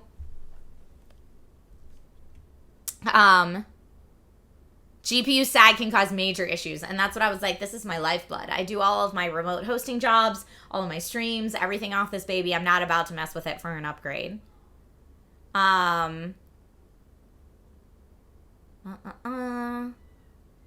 British Gamer, if I posted my specs, can you tell me what the build is lacking if possible? British Gamer, a better place to do that than on stream would be in the Discord. We have a tech help channel, and you can post them all there because then I'll actually have time to like look at it. And we also have many members of this community that are very tech savvy and might be able to offer advice as well. So I would say post it in the tech help section of the Discord when you get a chance, and we'll all weigh in. Let's see. Yeah, better safe than sorry is what I thought. J. Rodimus says, if you know someone with a 3D printer, GPU support is easy to make. Like I said, it was like $8 on Amazon, and I'm on Amazon all the time because I stream for them and I review stuff for them. So I was like, let me just pick this up. And it was fine. And yes, vertical mounts are so popular now for GPUs because the GPUs are so chunky and heavy sometimes. Are we soon going to be forced to upgrade for Windows 11? Here's what I will say to that. I have not upgraded to Windows 11 on my streaming PC because I'm so nervous to bork anything having to do with this PC. But I have been using Windows 11 for a long time now on my gaming PC and my gaming laptop, and I don't hate it. I don't hate it. It's fine. The things that annoyed me at first, you can change now. So it's fine. So if we are forced to upgrade to it, not a big deal. Anyone know of a good vertical ergo gaming mouse? I don't use the ergonomic mouses, but if anyone else does, please help out. And once you get the GPU in there, you can't get the dang things out anymore because they cover up that ejection lever. I know, because they're so big. It drives me crazy. I break a nail almost every time. Some motherboards actually have easy release buttons now that are like a little farther out. And I'm like, so my next build, I'll have to get one like that.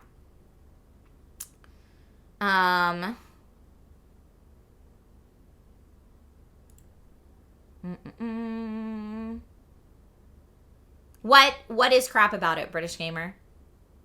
Let me know. I mean, it also, like, what your build is going to be also so fiercely depends on what you're doing with it or what you plan to do with it.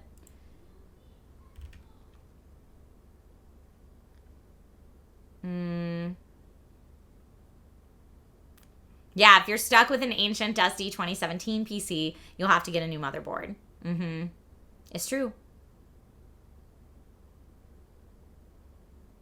Yeah, there's things you can do to change it, Joker Joe. That's my point. This build is from TwitchCon 2019. I built this build, well, I mean, I've upgraded it a lot since then. But I originally built this PC for the How to Build a PC panel at TwitchCon 2019. And there were a bunch of different companies that sponsored it. It was mostly put on by AMD. But companies all donated parts to the panelists so we could all do the build at home. And then when we were at TwitchCon on the panel, we could all specifically speak to this build, but also we called up someone from the audience to do this build again live on stage during the panel with all of our help while we were answering questions about PC building. And then the audience member who built the PC live on stage during the panel got to take it home and keep it. So it was really exciting. Sprinkles, you won a graphics card at that panel. I love it. I love it. I don't think there was a TwitchCon in 2020. Faith makes away. I was on actually a while ago. Oh yes, with my VSM rant. My style, the way I like to play Dungeons and Dragons is to stick pretty close to the rule book, which I know is not popular now. I know it's not popular. Generally, what is now popular in stream D&D is the rule of cool. Like, if it's cool, just figure out a way to make it work. But for me, I really, really, really appreciate the rules in Dungeons and Dragons. I think in any TTRPG, rules help ground it and give you parameters to work in. If there's no parameters to work in, then it's really just improv storytelling. Like, the whole game of it for me, the fact that it's a game, is puzzle solving and needing to work within certain parameters. But that's just me. I'm not going to knock how anyone else plays it. Like, you play however your table wants to play. That is fine. When I play, I really, really like to play by the rules. I know that's not popular. Rules work until you get a TPKO. I mean, that's how I play Baldur's Gate 3, certainly. I play by the rules and let all the rolls lie until there's a total party kill.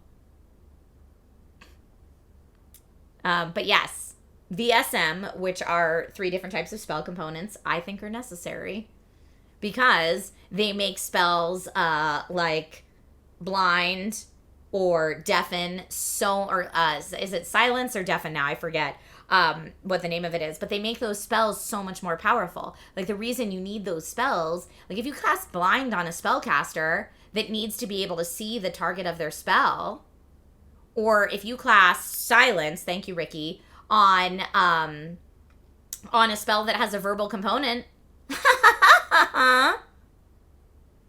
now that spellcaster can't use that spell. That is awesome. If you are like, man, I don't like to play with spell components, I'm like, you just removed a whole part of the game. It's like playing Monopoly and saying like, well, we just don't do free parking because I don't like that rule. Or we just don't go to jail because I don't like that part. It's part of the game. Again, I don't critique how other people like to play their games. When I play games, I like to play the games the way they were designed and intended to be played. I don't like to change the rules.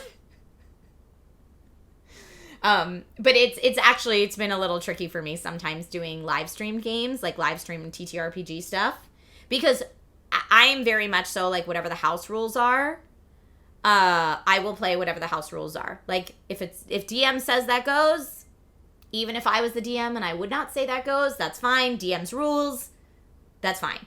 But sometimes for me, certain games aren't as fun as a result. Like, I have no problems with the fact that I had a character very early on in my tabletop role-playing life, that I had a character die at level 1 of falling damage. You know why? Because I learned from that. Like, it sucked that I spent all that time creating a character and put in a backstory to it.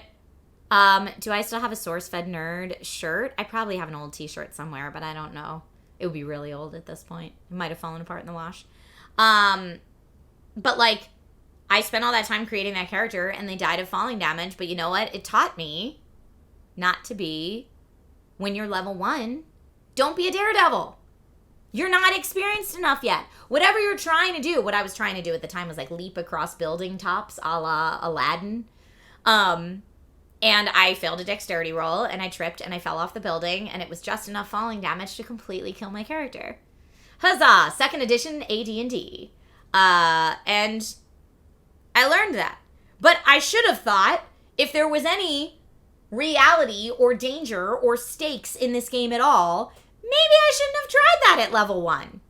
Like, would Trisha in real life look at, like, leaping from rooftop to rooftop with a 20-feet drop and think, you know what? That's a great idea. No!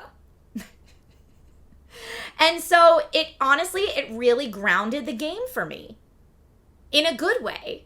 Like, it made it much more real to have to, yes, I effed around and found out. Yep. But from then on, like, the stakes in my D&D games always felt much higher. Because I knew if I messed up, that could be death. But yeah, level 20, Trisha, we're flying at that point. We're casting Wish all over the place. We're having a great time. But, like, you earn being that OP. You don't start out with a level 1 character being that OP. You have to earn that, and I like that. Whereas, like, you know, someone asked about, is that how Nate likes to play? No, Nate loves to be OP all the time. But Dante says, the way I see it, I don't need the game to be real. It's fantasy. Which is fine. Like, that's kind of how Nate is, too. Like, Nate just wants to be able to do cool stuff all the time. Whereas for me, like, it forces me to think outside the box and find more creative solutions to something. Like, I can't just jump over the roof because I'm level 1 and I could die. What could I do that's a safer way to get from this roof to this rooftop? Like, for me, that's the game of it all, is the puzzle of it. So I enjoy that, but I understand it's not for everybody. Thoride says, I'm with Nate. And like I said, it's totally fine. Although it's been funny for me, like I said, in some, like, streaming TTRPG games, because I'm trying to think of, like, the more risk-averse way to do something, and the rest of my group is just like, YOLO! And, like, going in, and I'm like, we're all gonna die. We're all gonna die. This is fun. This is death. This is where the TPK comes in. But it's a DM that's the rule of cool, so anything goes. And then I have to, like, change around my entire mindset to be like, just do it. Just do something cool. You're not going to die. It's fine. Maface said, if I build a Lego set without reading instructions, would that stress you out? I mean, it would a little bit. But I feel like y'all know that about me already. Like, is that really a question you had to ask? Joker Joe says, isn't it weird when people make a backstories for their characters that are really epic, and then the character is level 1? Yes, I do think that's weird.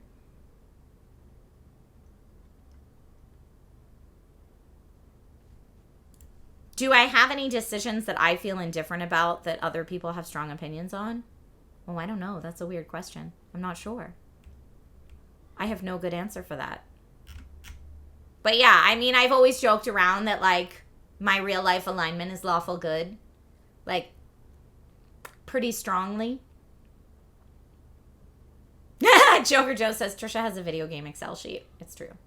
Although, the video game Excel sheet was made by you guys. Was it James Wisdom, I think, who created that initially? Yellow's VO says, I don't waste time on backstories until I get a few levels in and start to love the character. I'm honestly pretty similar. Like, my backstories, when I create a character, are, like, very, like, especially if it's a level 1 character, if you're starting at level 1. Zaxim26, thank you for the resub. If it's a level 1 character, my backstory is, like, and then I decided adventuring might be cool because blank.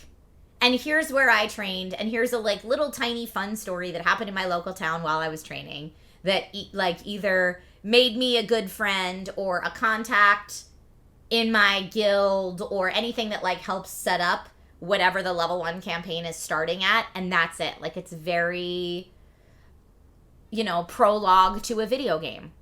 That's what my backstories are if I'm starting at level 1. But if it's a campaign that I'm running where, like, you're starting at level 9, then sure, epic backstory it up.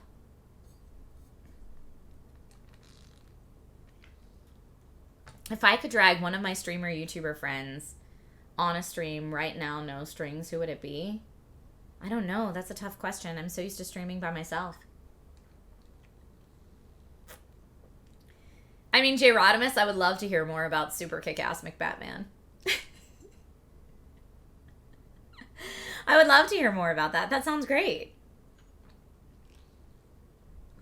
Sprinkle says, I would research the character and write down ideas, and they never worked. I mean, it's fun to find them, right? Like, I don't know, your character gets the hiccups when they're nervous or something like that. Like, it's fun to find that in the moment, which is great. You want to see more Animal Party? That was fun to play with Lasercorn. That was really fun the day that we played that, for sure. British Gamer, I know you said you were getting some lag and screen tearing. I wonder also if your issue could be an incompatibility between your display and your PC. I don't know your setup. I'm just guessing. But to me, tech troubleshooting is always guessing new things to try. So try new things. See. Your bard is named Ishtar Night Breezes. And his signature move in combat is to hit his opponent over the head with his lute. I love it. I love it. You're on 2 monitors. Because screen tearing usually happens when the refresh rate that's being sent to your monitor is incompatible with what your monitor's trying to do. Or sometimes capable of. So you might just be able to go into, I assume you're running Windows, you might just be able to go into your Windows settings and adjust your refresh rate, and it might take care of that issue for you. Again, these are all mights. These are just things to try. SDS says, I just hit tech and curse at it. That tends to work eventually. No, don't hit your tech. makes it so sad. Do I think it's the GPU to processor? I don't have your specs in front of me right now. But if you post them in the tech help channel of the Discord, I'll try to take a look at them. Percussive maintenance. You know, that's a really interesting name for it. Percussive maintenance. I like that. What game should I play on the plane tomorrow? I'm going to answer emails, but also, what game should I play on the plane tomorrow? More Cyberpunk 2077? I should probably play Baldur's Gate tonight and finish out the Underdark. We could do that.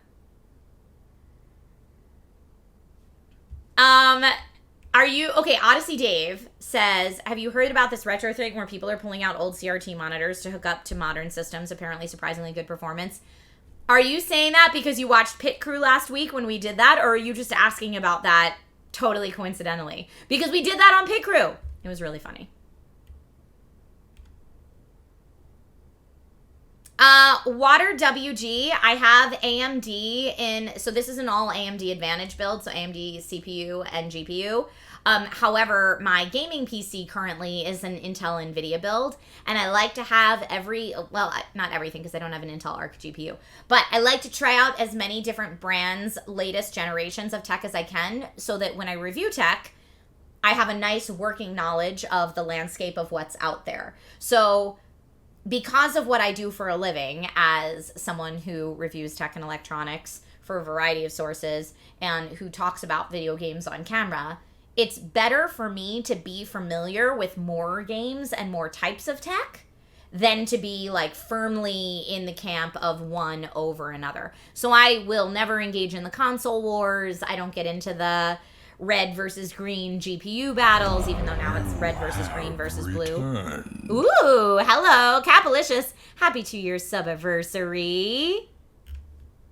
But yeah, I used to carry an iPhone and an Android on me all the time until iPhone burned me hard, and now I'm all Android. But I do typically like to have multiple Android devices. So like I've got a Pixel and a Samsung here. This is an old Samsung though. This is a Note 20. But I like to keep I don't want to say my options open, but I like to try out and use as many different types of tech as I can. So that, like I said, I have a good working knowledge about it so that I can speak intelligently about it when I'm working, when I'm doing stuff. Odyssey Dave says, I'm not a tech savvy person enough to know firsthand, but it was explained to me that the CRT was not the bottleneck, and they don't have frame rate or refresh rate limitations like LED monitors.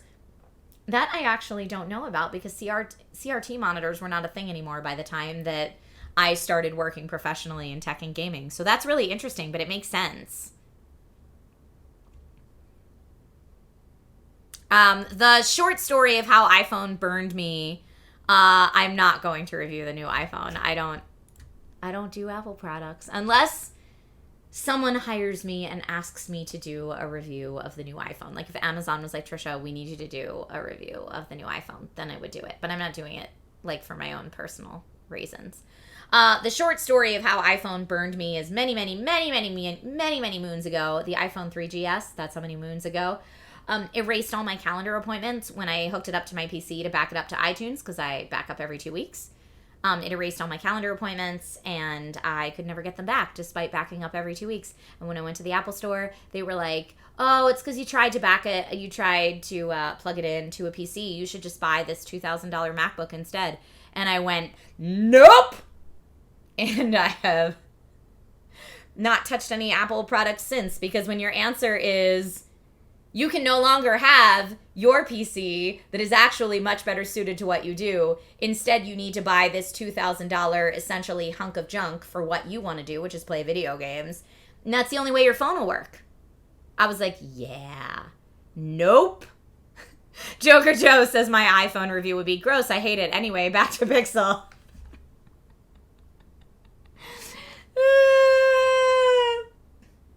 And I know, and Himura Jubai and other iFriends in our community have said that whatever Apple tech I got that was trying to sell me a MacBook, instead of helping me retrieve my calendar appointments, that person was like just really lazy or really bad at their job, probably. Because maybe there was a way to recover my stuff. But let me tell you, every appointment and meeting and shoot that I no-showed for or missed completely for the next 2 to 3 months, because all of my calendar appointments were deleted, every time that happened, it was like another kick in the face from Apple. And so with enough kicks in the face, you get burned. And I did. I got burned. That was a nope. Yeah, I guess that person really wanted the commission for selling me the MacBook. I have no idea. And thank you, NW Hessian, for weighing in on the CRT tech. That's very interesting.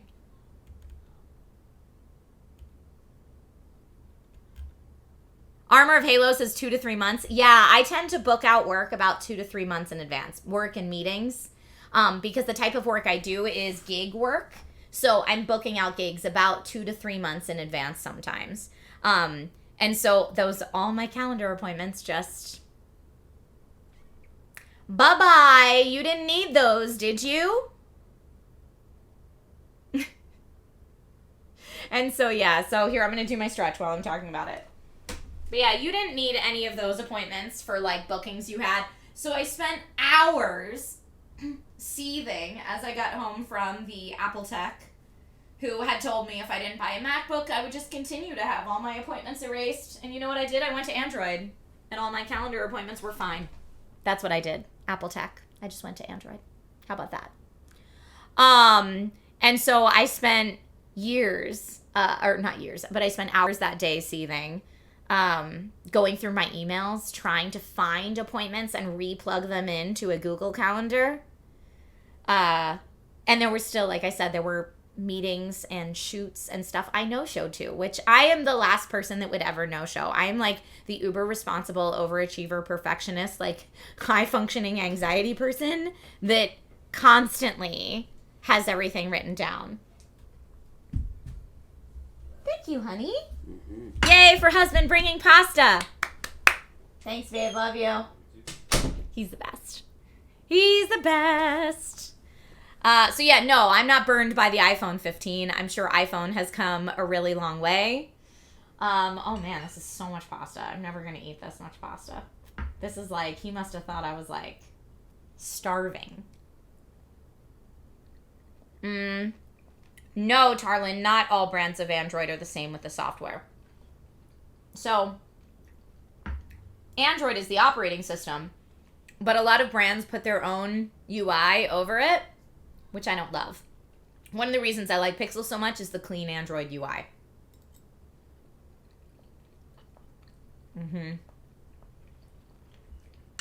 I mean, we can knock the iPhone 15 for literally burning people, but the Note 7, I think it was the 7. Was it the Note 7 that was exploding in cars? It was bad. All I will say in iPhone's defense is they are not the first to do that. Peloton Android is rough. Yeah, some Android skins are awful. I don't love the Kindle Fire Android skin. I know I talk about Kindle products all the time on Amazon. And when I talk about them on Amazon, I tell you the things I do like about them. One of the things I really don't like about them is that Kindle Fire OS. Like, Logan has a kid's Fire tablet. That OS, just Android. Just give me regular Android. I don't need Android reskinned, which is what Fire OS is.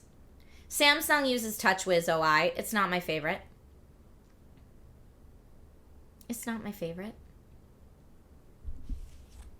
But yeah, I just like good old plain old Android, thanks to the Pixel. I like it very much.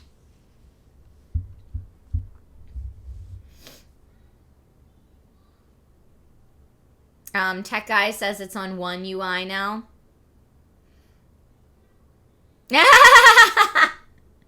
Dante, that's so funny. All right, I'm not just going to sit here and eat pasta in front of you all. So let's get into a game. So at least I'm in like a tiny window eating pasta. Maybe some Baldur's Gate. What do y'all want to see? Some Cyberpunk? So I think we should finish out the Underdark. Or Stray Gods could be a nice chill thing for tonight. Let's do... Here's a poll. New poll. Are we game for tonight? I only have about an hour I can still stream before Logan's bedtime, and I need to finish streaming tonight before Logan's bedtime because I get on a plane tomorrow before he wakes up for school for Seattle. So, game for tonight, BG3, I'll put BG3 Underdark, or Stray Gods. I don't know that we'll have time to finish Stray Gods tonight, but we could chip away at it maybe. Okay. The poll is starting at the top of chat now. If you don't see it, give a little refresh. STS says the smaller the window, the more acceptable the pasta eating. You know what? It made sense in my head, okay? No option for Tears of the Kingdom, David Hales, because I am so scared that, that the video game strike will happen, and then they'll say if anyone has a following and wants to pursue a career in on-camera, you can't talk about video games or the video games being struck. I'm so scared that that's going to happen, that Nintendo is not a part of the video games, the video game publishers that would be struck if the strike happens. So, if the strike happens and they say you cannot talk about any struck games, it's going to be my Tears of the Kingdom era. We're just going to Tears of the Kingdom every stream, which is going to be really sad if Spider-Man 2 and Alan Wake 2 and Final Fantasy 7 Rebirth and all the games I'm like dying to play come out and I can't. But I am also a member of SAG-AFTRA, and I do believe in everything that they're striking for, and I would never want to go against anything that, you know, I would never want to in any way hurt the striking cause. Final Fantasy VII, Backside of Water, if you didn't see it, I got an early look at Final Fantasy VII Rebirth, and there's a video on my YouTube channel about it, if you want to check it out. If you want to check it out. I'm optimistic, too. YouTube question. Does the time someone watches a YouTube vid matter after it's uploaded? Like, is it better for the creator if a vid is watched in the first few hours, or maybe day, or does it not really matter? It matters the first few hours. So the first hour after a video is uploaded is the most important. And then the next like 3-hour chunk after that is the second most important. And so that's why creators get very like, what's the best time to upload? So my Final Fantasy VII Rebirth video, for example, the embargo lifted at 8 p.m. at night Pacific time, which is a weird time to post a video. But I thought, do I want to post it at embargo time, knowing that people that are hot for that kind of content will be looking right then? Or do I wait until most of my audience is awake and might be on YouTube so that it gets more views in the first hour? And I decided to post it right at embargo time, and it was not the right choice. I should have waited till the next morning. And some of my favorite creators, who I super respect and are so good at what they do, like Gerard the Completionist, he waited till the next morning to post it. And I was like, that's what I should have done. That's what I should have done. Gerard knows. I should have just called him and asked him for advice. Oh, Felicia Day and Troy Baker are doing a live event about Stray Gods right now. Fun. All right, Stray Gods did not win, but it was pretty close. Thank you to everybody who voted. I'm going to load up Baldur's Gate 3. We'll clean up the rest of the Underdark. I think that's a good goal for the amount of time we have left. For the stream, anyway. That's a good goal. And it's been a while since we played Baldur's Gate 3. And Baldur's Gate... Oh, not Borderlands 3. Trisha, look, use your eyeballs. Baldur's Gate 3 is one of the games I am not playing off of stream. So the only way I'm ever going to finish this game is if we play it on stream. Gerard's amazing. Yeah, Ricky, I love Gerard. I'm going to do his big Indie Land stream again this year. Bye, Bad Time Moogle. Totally trying to avoid spoilers. Lovely chatting with you. Thank you for being here today. And Blue Dynasty, thank you for the resub. 58 months. Woo! Love it. Love to see it. Thank you. All right. Here we go. Baldur's Gate 3. How I've missed you, my friend. Yeah, Bubba, I try to keep up, even though I don't post to YouTube all the time, I still try to keep up with, like, what works on each platform, because sometimes I'll get hired to do consulting for that kind of stuff as well. And it fits in the greater tech space. Like, when people ask me questions about electronics and tech, knowing that that's the business that I'm in, it behooves me to know what the algorithms are currently prioritizing. And yes, watch time is very important, and specifically watch time within the first hour, followed by the next 3-hour chunk after that. STS says, I always like your Indie Land appearances. Thank you. It's a good time. It's a good time. All right, let me change our Twitch category to Baldur's Gate 3. And the companion extension is active, or should be active very soon. You're working on your third Baldur's Gate 3 run to finish Platinum? I love it. I wish. That'll be me someday if I'm lucky. Because I'm loving this game. This is my game of the year so far. For sure. I haven't even finished it, and it's my game of the year so far. I say that because I can't stop. I'm obsessed with it.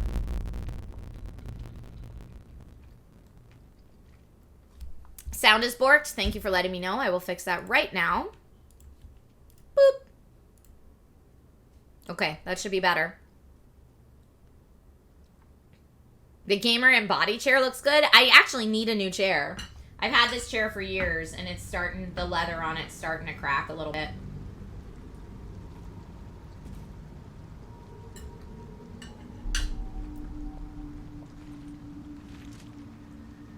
Is there still slight distortion, Himuru Jubai?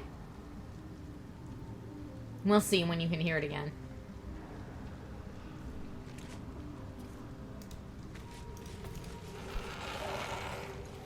Okay. So, just to see on the map where we are, we're in the Underdark.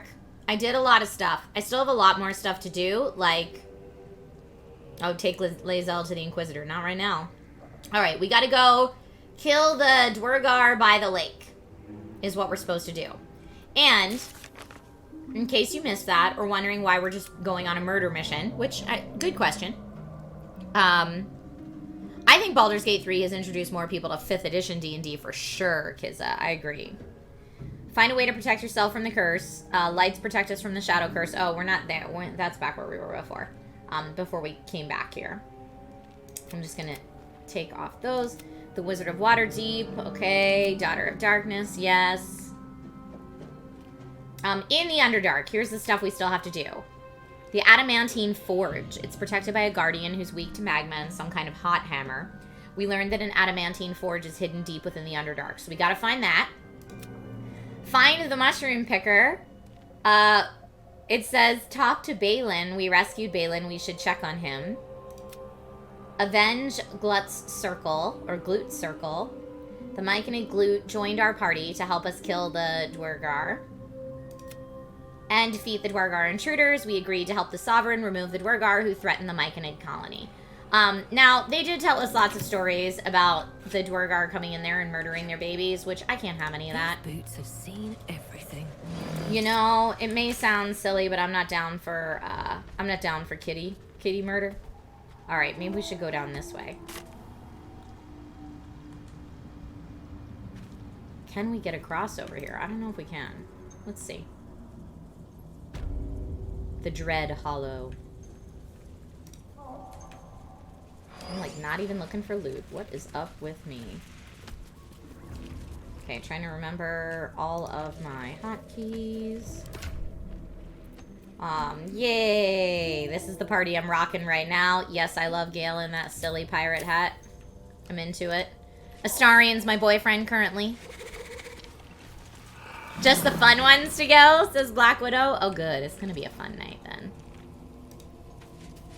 What is it Alt? It is Alt. I'm like, what is my button to make sure I collect all the goodies? We could use some light healing. Oh, the Hookar definitely needs to be healed, though. Do I have anything to give him? I do. Because, oh, yeah, because I made all these folks my friends now. thanks to Gale, I believe. Is that... How did we get the Hookar? I don't remember. But it was great. He's a spore servant. Oh, yeah, that was thanks to the glute. The glute got him. That's how we did it. But I need to heal him up. Because he does a crap ton of damage. And I am here for it. Can I throw a healing potion? Come on. Man, Bella's holding so much stuff. Not fire. Where's that little heal? I swear I had a stack of minor healing potions. Who else can maybe Shadowheart. No, don't throw Shadowheart. Let's go to Shadowheart. She could always cast some kind of healing. Lesser Restoration. No. Prayer of Healing. Heal all allies you can see. I feel like that's so wasted right now. Well, no, let's do it. Alright, everybody healed a bit more. And then... Does she have... She does. We're gonna throw that... Not at this friend. Where's the Hookar? The Hookar. There we go. Did that not heal him? I just wasted that by throwing it at him? I thought it would heal him.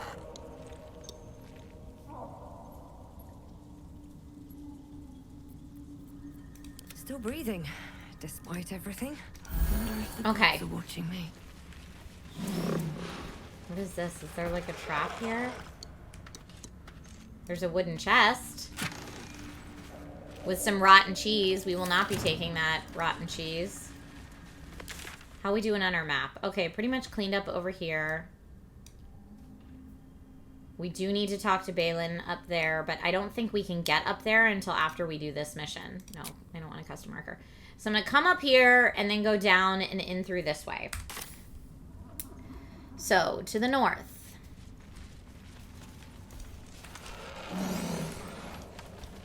Man, the noises are terrifying down here. But that's probably my... spore-infected Hookar.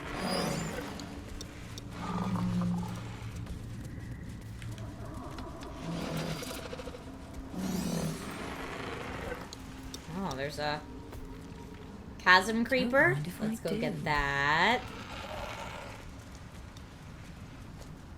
Meat.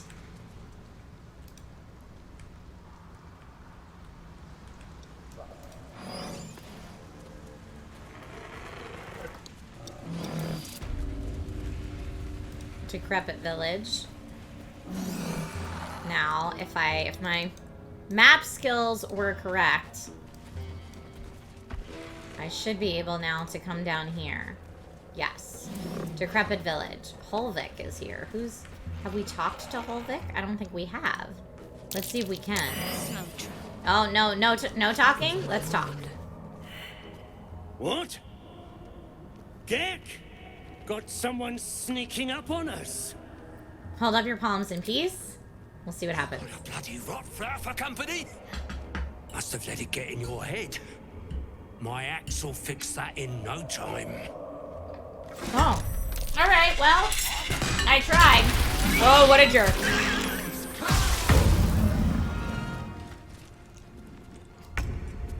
I don't like that one little bit. He went right after my boyfriend. Rude. So rude. Yeah, I haven't played Diablo recently. I played it when it first dropped, but I haven't played the Season 1.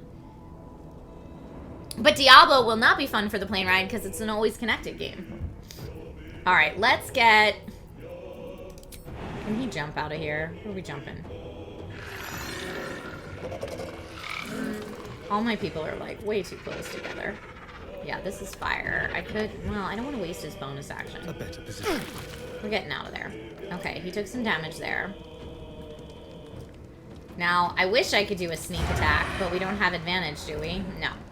So, I could do a bite and heal myself. I can't get there quite yet. Alright, let's do a hamstring shot. Or... I mean, I don't think I can put him to sleep. No, I can't. I could Tasha's Hideous Laughter him. Nah, let's just go for a regular attack. Right in the back. How's that feel? Oh, but he made his concentration saving throw. I don't like that.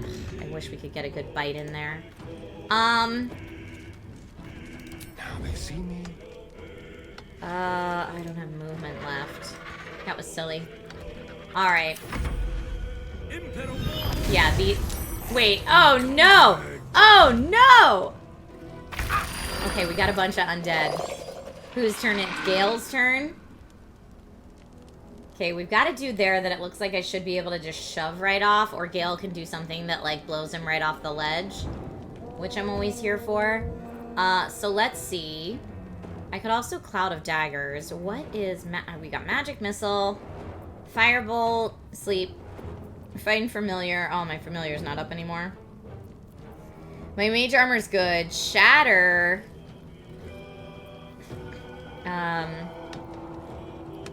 what do I want? Yeah, I guess I don't have the spells that I want right now from him. We're not gonna do our Netherese Orb Blast and nuke everything. Let's do... Shatter damages everyone, but there's not really... Can I get both these dudes at once? I don't know. It looks like that might get two. I don't know if it will. Let's try it. Yeah, did get both. And then I'm gonna run up and shove. Let's give a good old shove to that guy. He's got high defense. Go, Gale. Aw, shoved him, but he didn't fall off the edge. That's a bummer. And then we can't have Gale jump out of the way. So,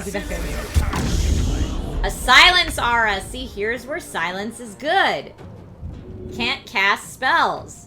It should be can't cast spells that have a verbal component, but that's just in that range. So once I take everybody out of there, we should be fine, which is good because I think these are a bunch of undead dudes. Reanimated corpse. So we should have a good time with Shadowheart. Unless I'm totally out of spell slots for that, which is going to be real sad. I might be. Turn undead I can't do. Or, well, maybe I can. What level spell is that?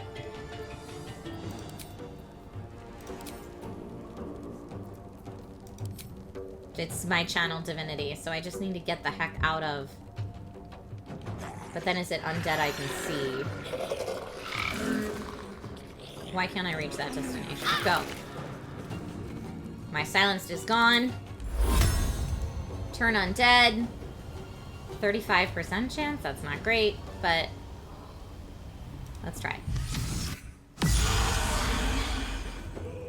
Don't think it worked. I'm also gonna try to shove this home slice off there. Oh, I don't have enough movement! No! Okay, I could Shield of Faith. Shadowheart can take at least one hit, I think. Bella's gonna go in, I think, and take out that dude that got a star in. Alright, I'm gonna end Shadowheart's turn. Yeah, Bella's coming for this fool right here. Can I... If I can reach him, we could do a disarming attack melee. Yes, I can. Let's go kick some butt. Ha ha ha! You're done, sir. And I will loot your body now. I will take all of that, and hopefully I'm not encumbered. Okay, we got another friendo up there, and I think I could do... I don't know if I can do ranged. Will I be able to hit that guy? I don't have enough move. Well, if I move over here... Let me try to move here. And then ranged. This dude. Oh, path is interrupted. Oh, I'm so sad about it. Maybe I could throw something, although I assume if my path is interrupted there, my path would be interrupted by a throw, too. But let's just see. What if I threw some fire? Like... Wait. Scroll in. Turn around the cam, please. I don't want to be so far away. Yeah, like right there. That's just... Path isn't... Well, right there. Alright. I mean, it only hit him for 2, but that's alright. I'll take it. I will take it. End Bella's turn. A dude down there is gonna go. Hi, Emperor Keelich. How are you? Okay, hook horror turn. I was waiting for this. Because he's gonna mess some folks up. Because he's got his big old jump. Now let's see. Where can he pounce? He could pounce right here and just like take that dude out. But I don't want to accidentally also take out Shadowheart. Path is interrupted. Path is interrupted. Not enough space. But also path is interrupted. Why is path interrupted? I guess he just can't pounce that far.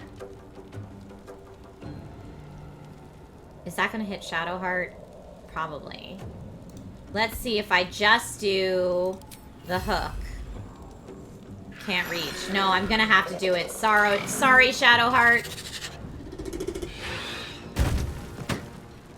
Oh, okay. Cool. She's fine.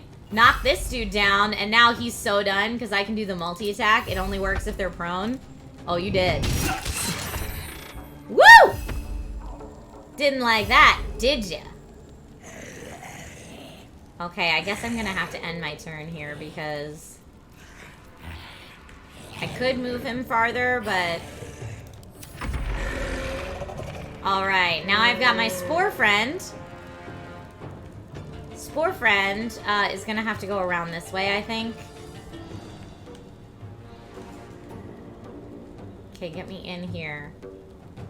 Because Spore Friend's moves are multi-attack on a prone target, a fist attack, which is great, animating spores, release spores at a corpse to animate it as a spore servant under your command.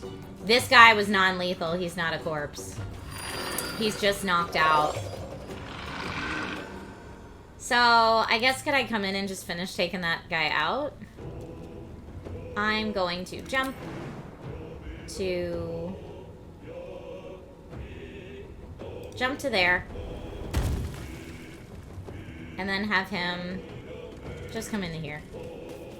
There's nothing we can really do right now because that target's not dead, so that's fine. End turn. These guys are all dashing to try to get into the fray. Hopefully they'll catch on fire right there. Yep, that worked out. I'm happy to keep funneling them all through right here, maybe. Astarion, what did he just get hit by?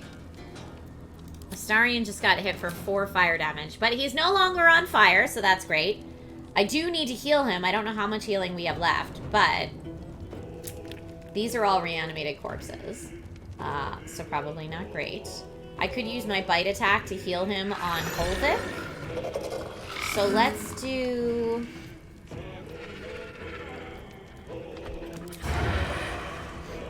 That should work. 95% chance to hit. Okay. Oh, almost took out that guy. Let's go for a bite right here. You're mine. Healed us a little bit, and now he's happy. Unacceptable losses says he's electrocuted, so he takes damage over time. He's not electrocuted. He should just have lightning charges. But I can double check.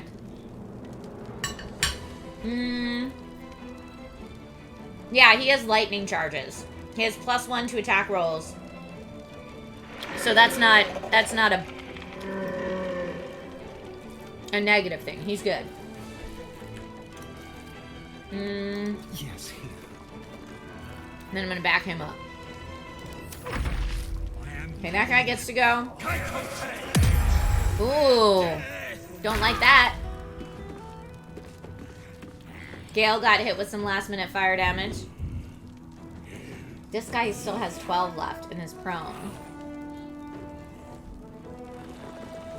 I mean, that seems like a poor use of Gale to do that, but because everyone else is over there. I feel like, can Gale do Cloud of Daggers, like, right here? He can. Is there a better positioning for Cloud of Daggers? I like the doorway. That's it. That's what it's going to be. Doorway, because that's what he can see.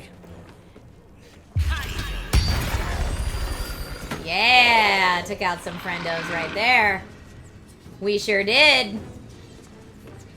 Alright, Gale, nice work, my friend. Let's see if anyone has healing potions to give, because we're hurting a little bit. So let me look at healing, potion of healing. Who's got him? Alright. Drink, Gale. Perfect. Who else is hurting? Astarion's really hurting, but he already has one. Good. We're gonna end Gale's turn there. Bad guy gets up.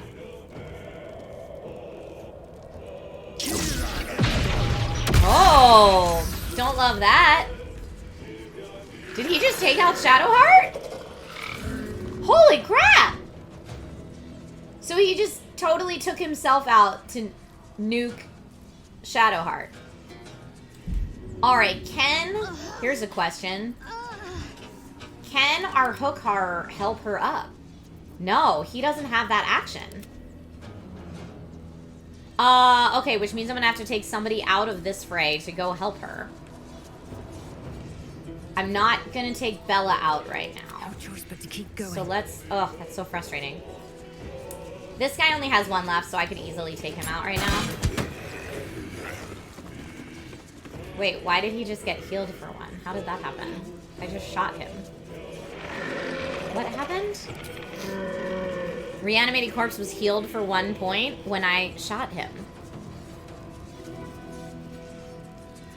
Kamikaze Glyph of Warding is an unfortunate strategy to suffer. Did he just make it so every time I do damage they get healed? Is that what he just did? Is that what Kamikaze Glyph of Warding is? How did I just hit that guy and he healed for one? I'm a little confused by that.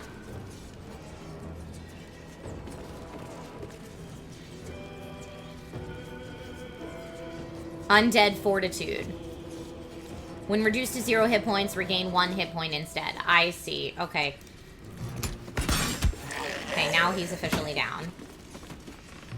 And I know that this guy's gonna run right through and come at me, so I'm going to One day back I'll up a ride bit. your bike. And then Bella's done. This guy's coming.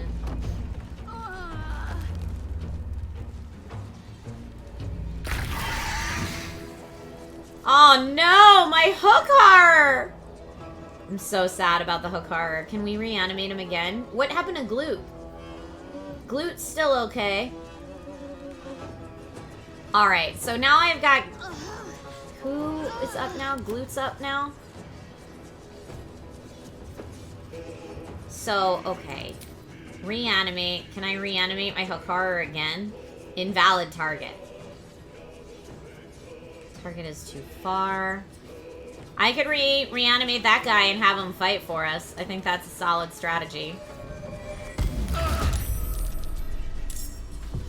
When does he get to go? I don't know. I don't know when he gets to go. But I'm gonna have him move back here. And then... Yeah, when's his turn? I don't know. But I wanna know.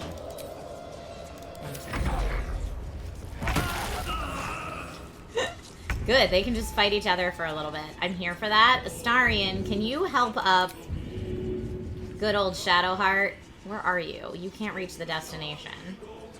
But I bet if you jumped, you could. If I jump you to here...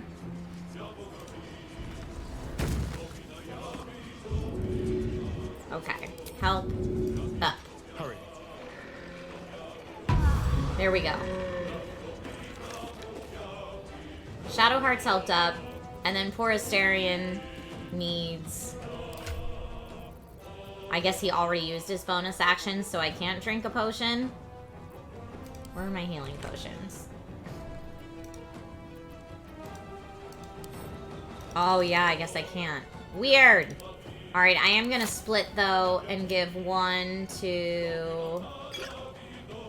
Shadowheart. And split here and give one to Gale. Okay, now everybody has one. It's not great, but it's better than nothing. Okay, so end turn Astarion. Where's he going? Saved from blindness. Alright, Gale. Can you... We're just fighting these undead dudes. I don't want that. I want to take out this guy. So let me have Gale come over here. And then you're going to cast... Magic Missile always hits, and I love that. Maybe Fireball. My people aren't over here. Let's Fireball these dudes.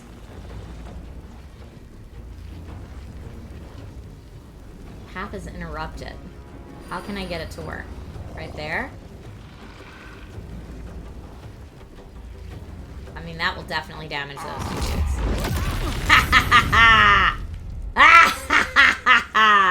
You gotta love the chaos of it all. Oh, I was not gonna spore Shadowheart. Black Widow, that would be so dark. I mean, Shadowheart loves dark, but... I could Misty Step. Because this guy's gonna get mad. I feel like he might... You know what? Maybe... No. Got to focus. Okay, Shadowheart. I need you to drink a healing potion, my friend. And get the heck out of that guy's line of sight. I won't give in. Okay, Bella. You can still hit this dude. Hit that dude. Down. And then Bella, you can probably come over here, maybe, and take a nice shot. I wonder if the gods are watching me. We'll see. We'll see if we can line this up or not. It might say path is interrupted, but...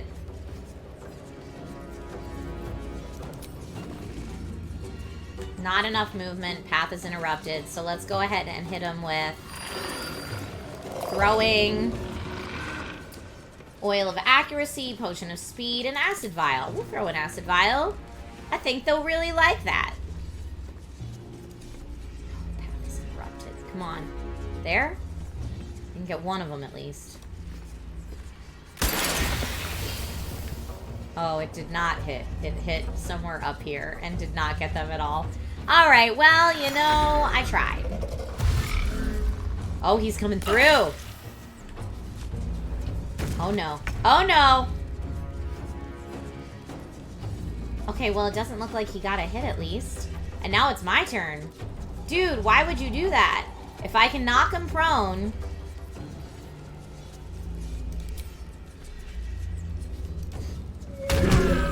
I did not knock him prone. Oh, I did knock him prone. I totally killed him! I took him out! Nice!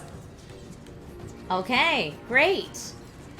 Man, this dude is mad. You killed his whole family. He is not thrilled with you.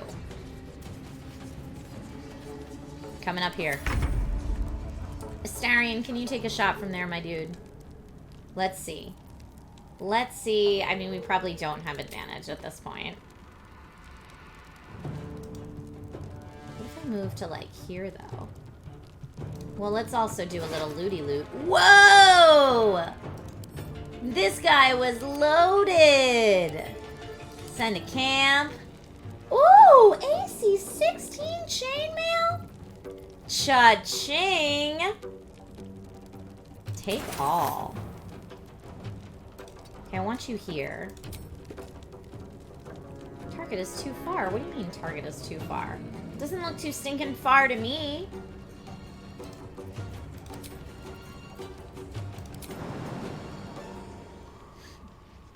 I don't like that jump. I could jump there. I don't know if I'd have enough. Can I jump? It's weird that I can't get him from there.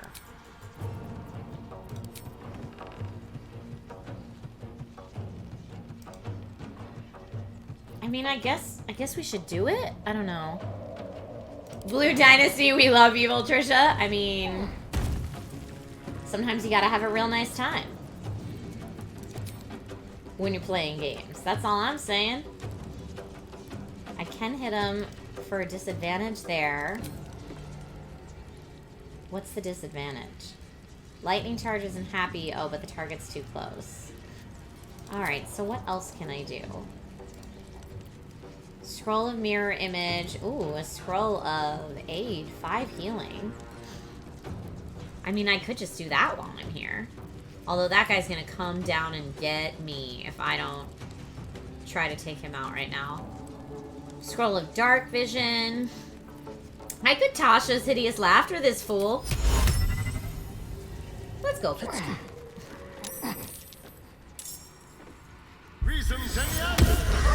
He saved. He saved. That's a bummer. Now poor Asterian's just a sitting duck.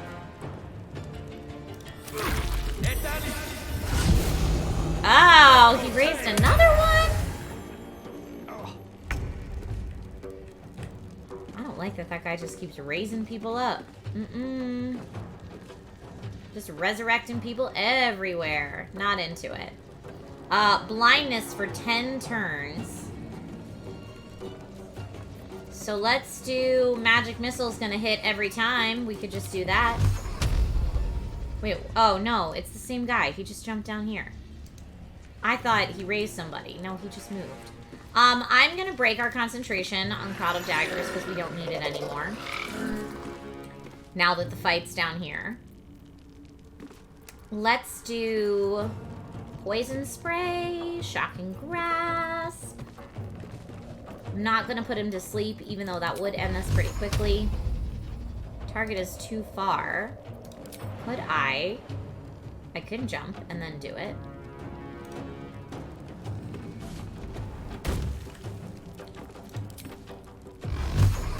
Why? Oh. I didn't realize I had to be so close for that. Well, let's do Ray of Frost, or let's do Poison Spray. Only 30% chance, but he saved against it, sadly. Okay, and the Gale turn. Alright, Shadowheart, something needs to happen here, my sweet. You've been fairly useless this entire time, so let's do Guiding Bolt on this fool. I like those chances. 80% looks good to me. Guiding Bolt for 17 damage. Thank you, Shadowheart. And turn. Belladonna's like not even in the vicinity. If I have her come, she kind of needs to come this way. I guess we're dashing.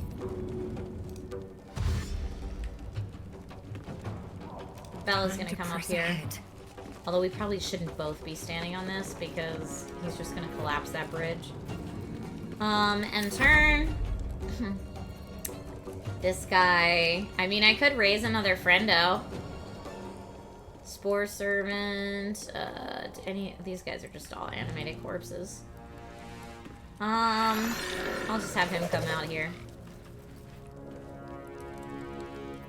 I guess he could dash too. Or jump. Nah. Why not dash? Oh yeah, he's coming. He's coming into the battle.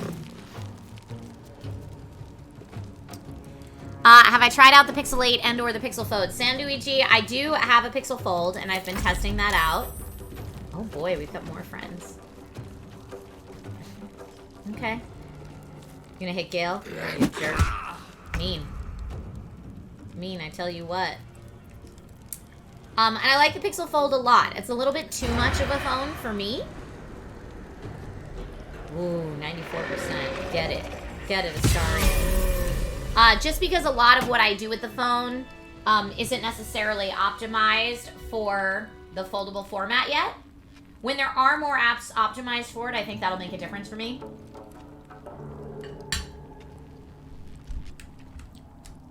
But in general, I'm not really a tablet person.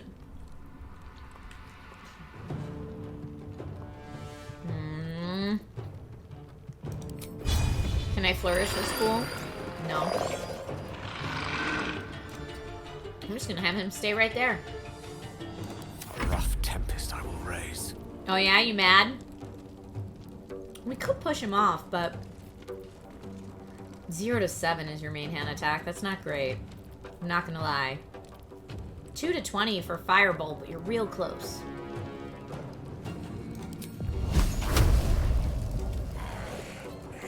Shocking Grasp could be nice. There you go. Get it.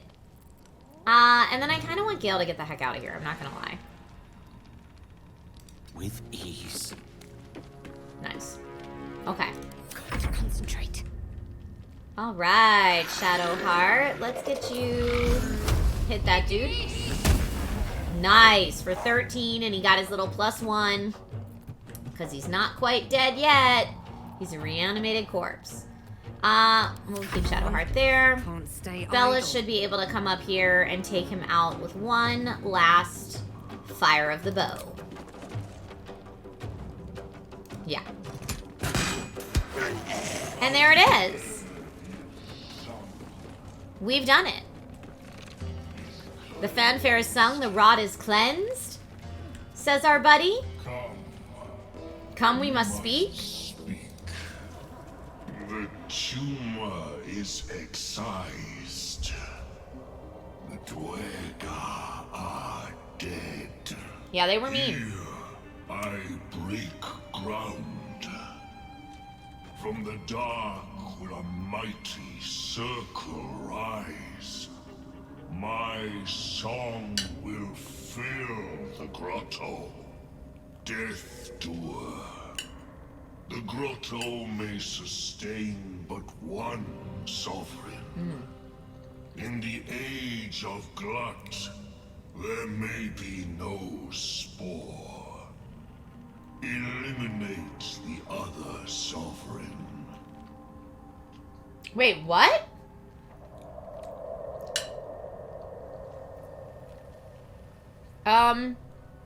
You turn on Spa, who gave you shelter? A fate it has earned. Rude.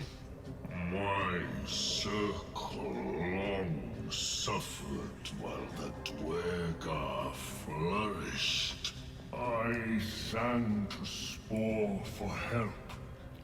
Yet it cowered in the grotto and let my people be slaughtered. Choose, smooth mind.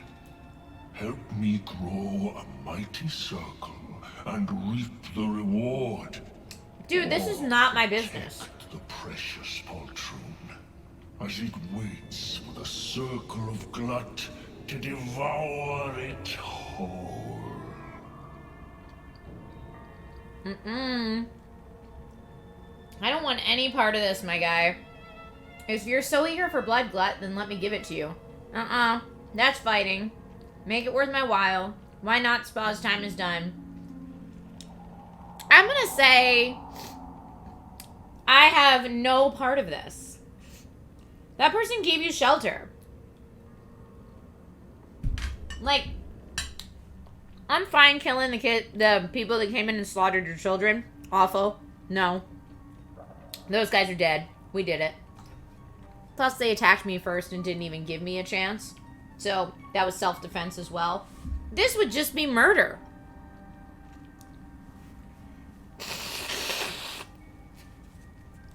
I will have no part of this, my guy. Is my right. It is my right. Oh, Asterion approves. Delicate harmonies turn to scrapes and scratches. Your corpse will birth my circle. Oh, now we have to fight him? Well, I'm glad that I didn't heal him. I mean, I guess I did heal him a little bit, but holy cannoli. Alright, well, we're not really well equipped for this fight right now. I don't have advantage on him.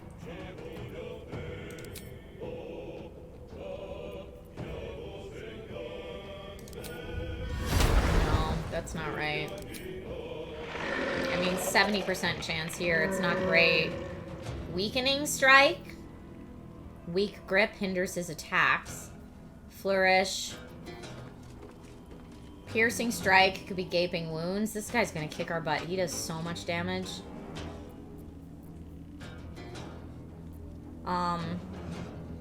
Yeah, I want Asterion further back out of this fray. He is that kind of mushroom. Either you pet me, either you're with me, or I'll grow an army with your corpse. I mean, he's definitely that. Yeah, he's terrifying. Alright, I'm gonna see if I can hamstring shot him. And missed. Well, that wasn't ideal. Heal up a little. I'm ready. This fight is not looking good. I was gonna say at least Shadow Hearts can still do some stuff, but not much. The Heart Stopper, the Concussive Smash, Disguise Self, Guiding Bolt. I mean, we could try to charm him, but I think it's probably too late for that now.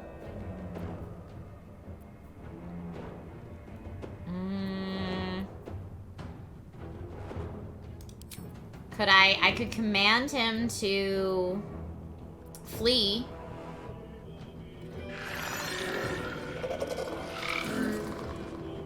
I could command him to halt. I like that. I don't want to hurt him. And he saved. Alright, well, not what we were hoping for. I do want her well out of the way. I don't think we're going to be able to do that, but...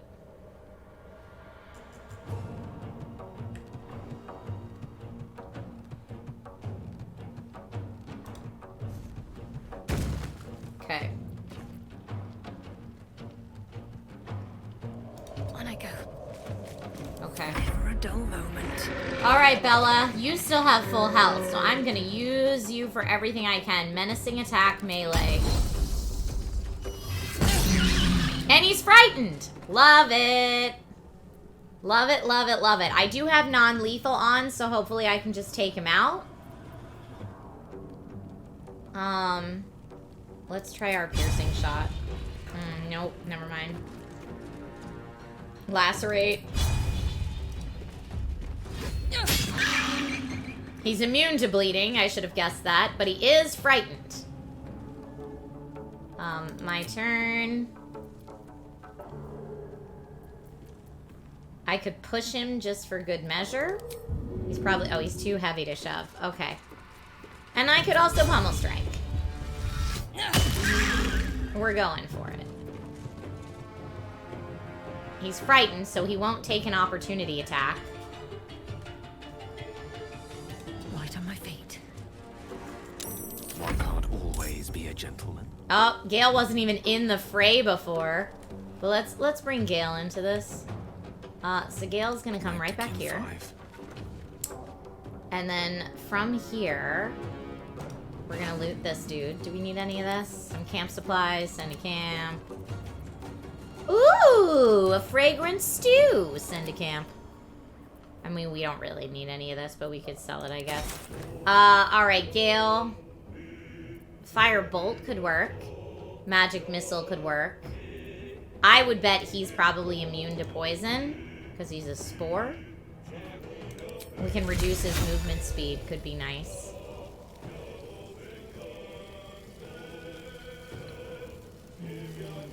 splash damage on that. Let's see if I can move Gale a little bit more. Ray of Frost, he saved, but he took another 4 damage. Heal yourself up just in case he comes that way, but he's frightened. What did he just do? Noxious Fumes. He missed Astarion.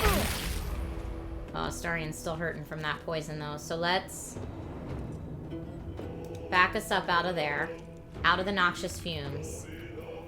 I don't think I have advantage. Yeah, I don't have advantage against him, so it's just a regular 2 to 20 or 4 to... Let's do our 2 to 20. Nice! Oh, that was awesome! Is he extra vulnerable to fire? Let's see. Fire vulnerability. Fire damage against him is doubled. Well, you gotta love that. That's what I'll say about that. That makes me real happy. Should have checked that earlier.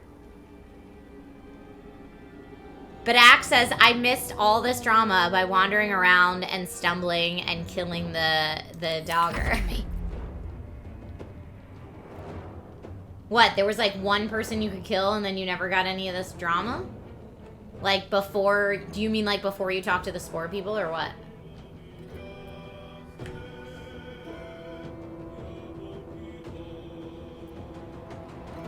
Alright, who's up now? Shadowheart is up now. Shadowheart, can you do... My path is interrupted. Because I don't think I can get back up there. I could probably get up here, though. Can I shoot him from here? No, I can't. That's a bummer. I took Shadowheart way in the wrong direction just to protect her. Okay, we're gonna try that.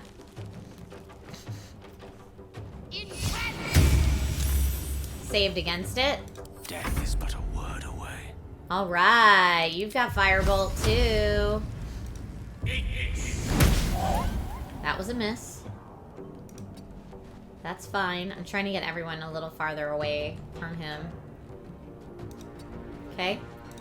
And Gale's turn. Bella's turn. Let's Bella go. does not need to be far away from him. Bella can kick his boot. Let's see. Menacing attack again. We could do menacing attack ranged again. It worked well last time. Oh, not menacing attack range. Menacing melee does more damage. Although, do I have any fire? I do. He has 24 left.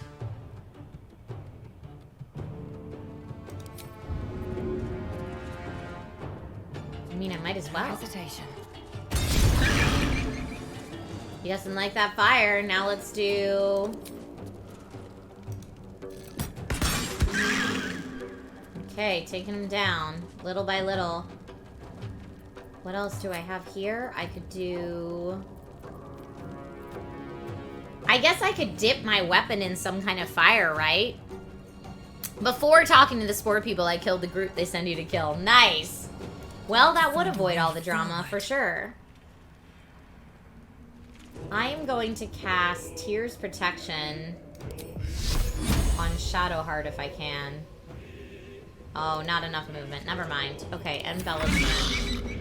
He's frightened, but he's still gonna do something. Oh, he raised another friendo. And he's no longer dazed. We also have this friend over here. So let's do a braced shot.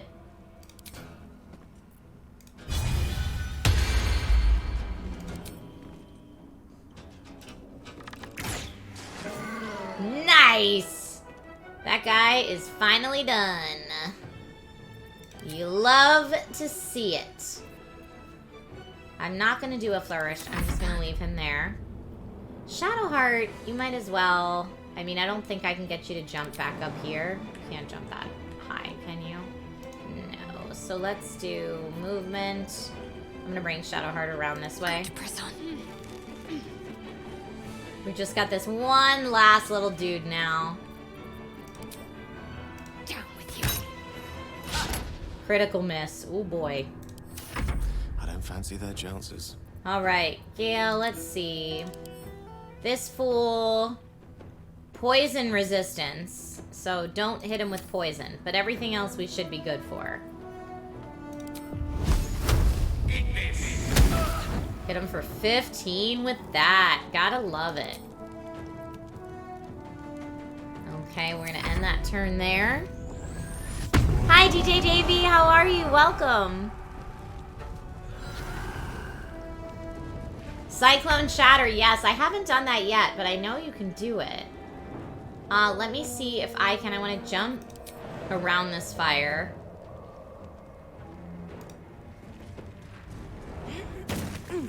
And then see if I can come at this fool. Not enough movement. Well, I can certainly hit him ranged, if nothing else.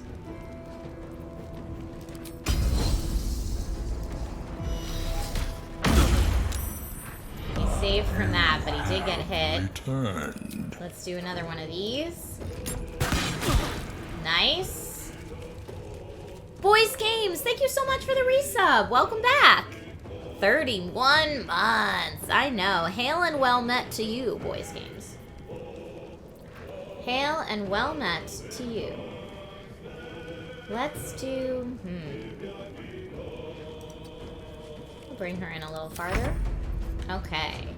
Now, Astarion, I would be amazed if you could make this shot from here, but just in case, target outside normal range. So we could come forward a little bit. I don't really want you walking through the poison if I can avoid it. So we'll do a little jumpy jump. No, not through there. Jump to there. Avoid the poison, please. And then I'm going to have you come forward. Now, let's see if sneak attack would work. Does work. Boom. I was going to say, that should be the end of it. That usually hits for so much. But we're very close. We're very close. Need to act fast. Shadowheart's turn. I mean, you could... Oh, you can't run in and actually do it. I was hoping you would be able to. Let's try this. Missed. Nothing else for you. Gale! I mean, he only has 2 hit points. You want to use your quarterstaff, man? It doesn't do great damage, but... I mean, this will work. It's way overkill, but that's alright. Bye-bye! So much for circle glut. There it How is. many tears will be shed? Or secreted? Whatever mushrooms do. I think we've already looted most of these people, but maybe not. Oh, don't walk. Guys, everyone just walk through the acid, really? We all just needed to loot like that. Something good here, I hope.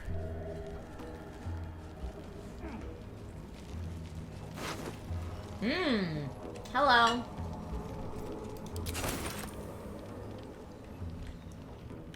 Alright, do we have anybody else? Empty, empty. What is that? At the ready. I guess I can't reach it. Maybe someone taller can? Oh, and everybody gets to level up. No, nobody can reach that.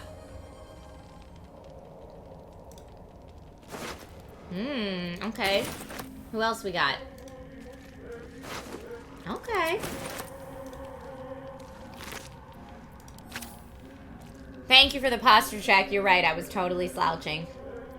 Let's level up our friends.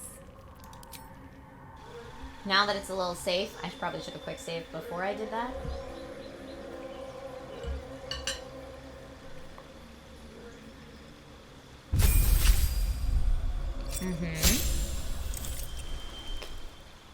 Ooh, level 3 spell slot unlocked. Another divinity charge. Love it. Looking good, Shadowheart. Let's do Bella. Ooh, a new feat available.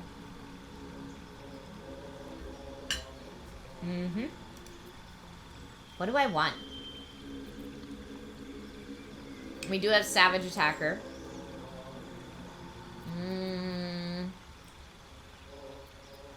skilled, tavern brawler, tough. I mean, I would like tough.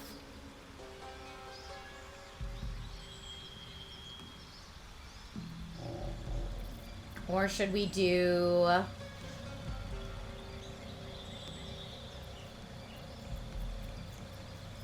durable.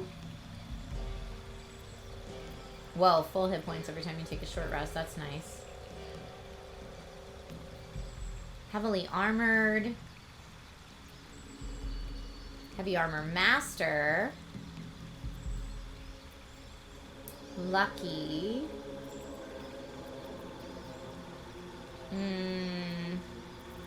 Martial adept.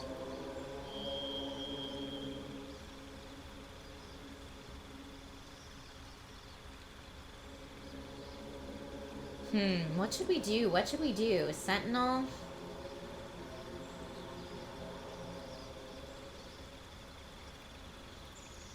Oh, I like that. I like Sentinel. I think we might want to go with that. I know. Thank you, Joker Joe.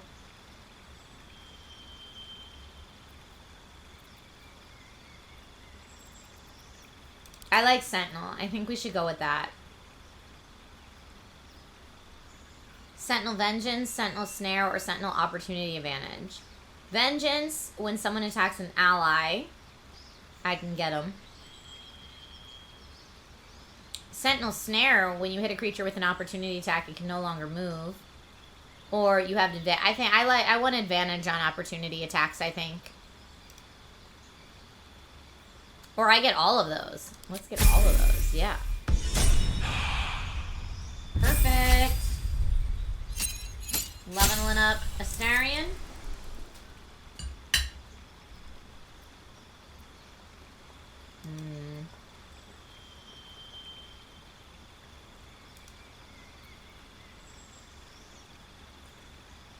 Do I want to replace a spell? Or change a skill? Deception, persuasion, performance. No, I don't think I want to change anything. We're good. What would I want out versus in? Like, these are all good. I mean, I guess color spray, maybe we could do without. What are my other options?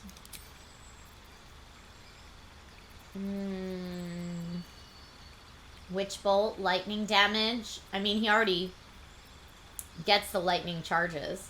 Enhanced Sleep could be nice. Ice Knife looks pretty cool.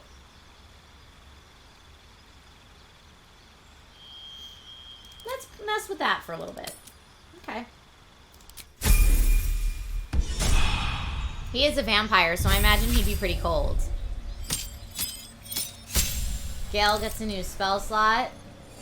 Subclass features. Potent cantrip. Your cantrips become harder to evade entirely. Yes. And gains 2 spells. Let's do it. Animate Dead. Blink. Fear. I mean, Fear's great. Let's get Fear. Feign Death. Grant Flight. Gaseous Form. Glyph of Warding. Hypnotic Pattern. Oh, Lightning Bolt's cool too. Protection from Energy. Remove Curse. Sleet Storm.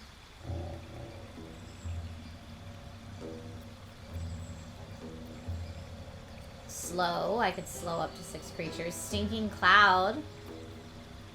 Prevents people from taking action. That's nice. Stinking Cloud is pretty cool. Vampiric Touch, Arcane Lock. I think I'm going to go Stinking Cloud. I know they're 2 level 3s, which might not be the smartest play, but that's okay. Alright, now at this point, I'm going to save. And since I'm like almost out of spell slots for everybody, it's probably a good time for a long rest. This is the way back to, it says Underdark Beach. So we could explore the rest of this next time and then go back up and see if we can talk to Balin and go back to, report back to the Myconid Sovereign. And go chat it up with those folks next time. As I said, next time, because, unfortunately, this is where I need to end the stream for today. I get on a plane at 6 a.m. tomorrow morning to Seattle to host Pit Crew on Tuesday at 4. So I've got to run, and I want to hang out with my little guy before I go. I see, thank you, Joker Joe, for the heads up on the Guide the Raid. I'll make sure I do that right now. Who is it? Let's see. May my night be wonderful. Thank you. So yeah, safe travels, hopefully. And I got to snuggle my little guy because he's not going to get to see me for a few days after tonight. I see the Guide the Raid right now. That's perfect. And I'll get that going. I do not know the streamer, but I'm excited to meet someone new. So thank you. All right, so we're going to get that raid started. But yeah, little man's not going to get to see me for a few days because of my travels. So I'm excited to see him, and make sure that you check the Discord for the schedule for the upcoming week. I'll let you know all the times because even though I won't be live on Twitch until next weekend, I'll be live on Amazon Live a few times between now and then. And if I can find a time to stream on Twitch, I'll work that into the schedule too. All right, everyone. Thank you so much for watching, and I'll see you soon. Bye.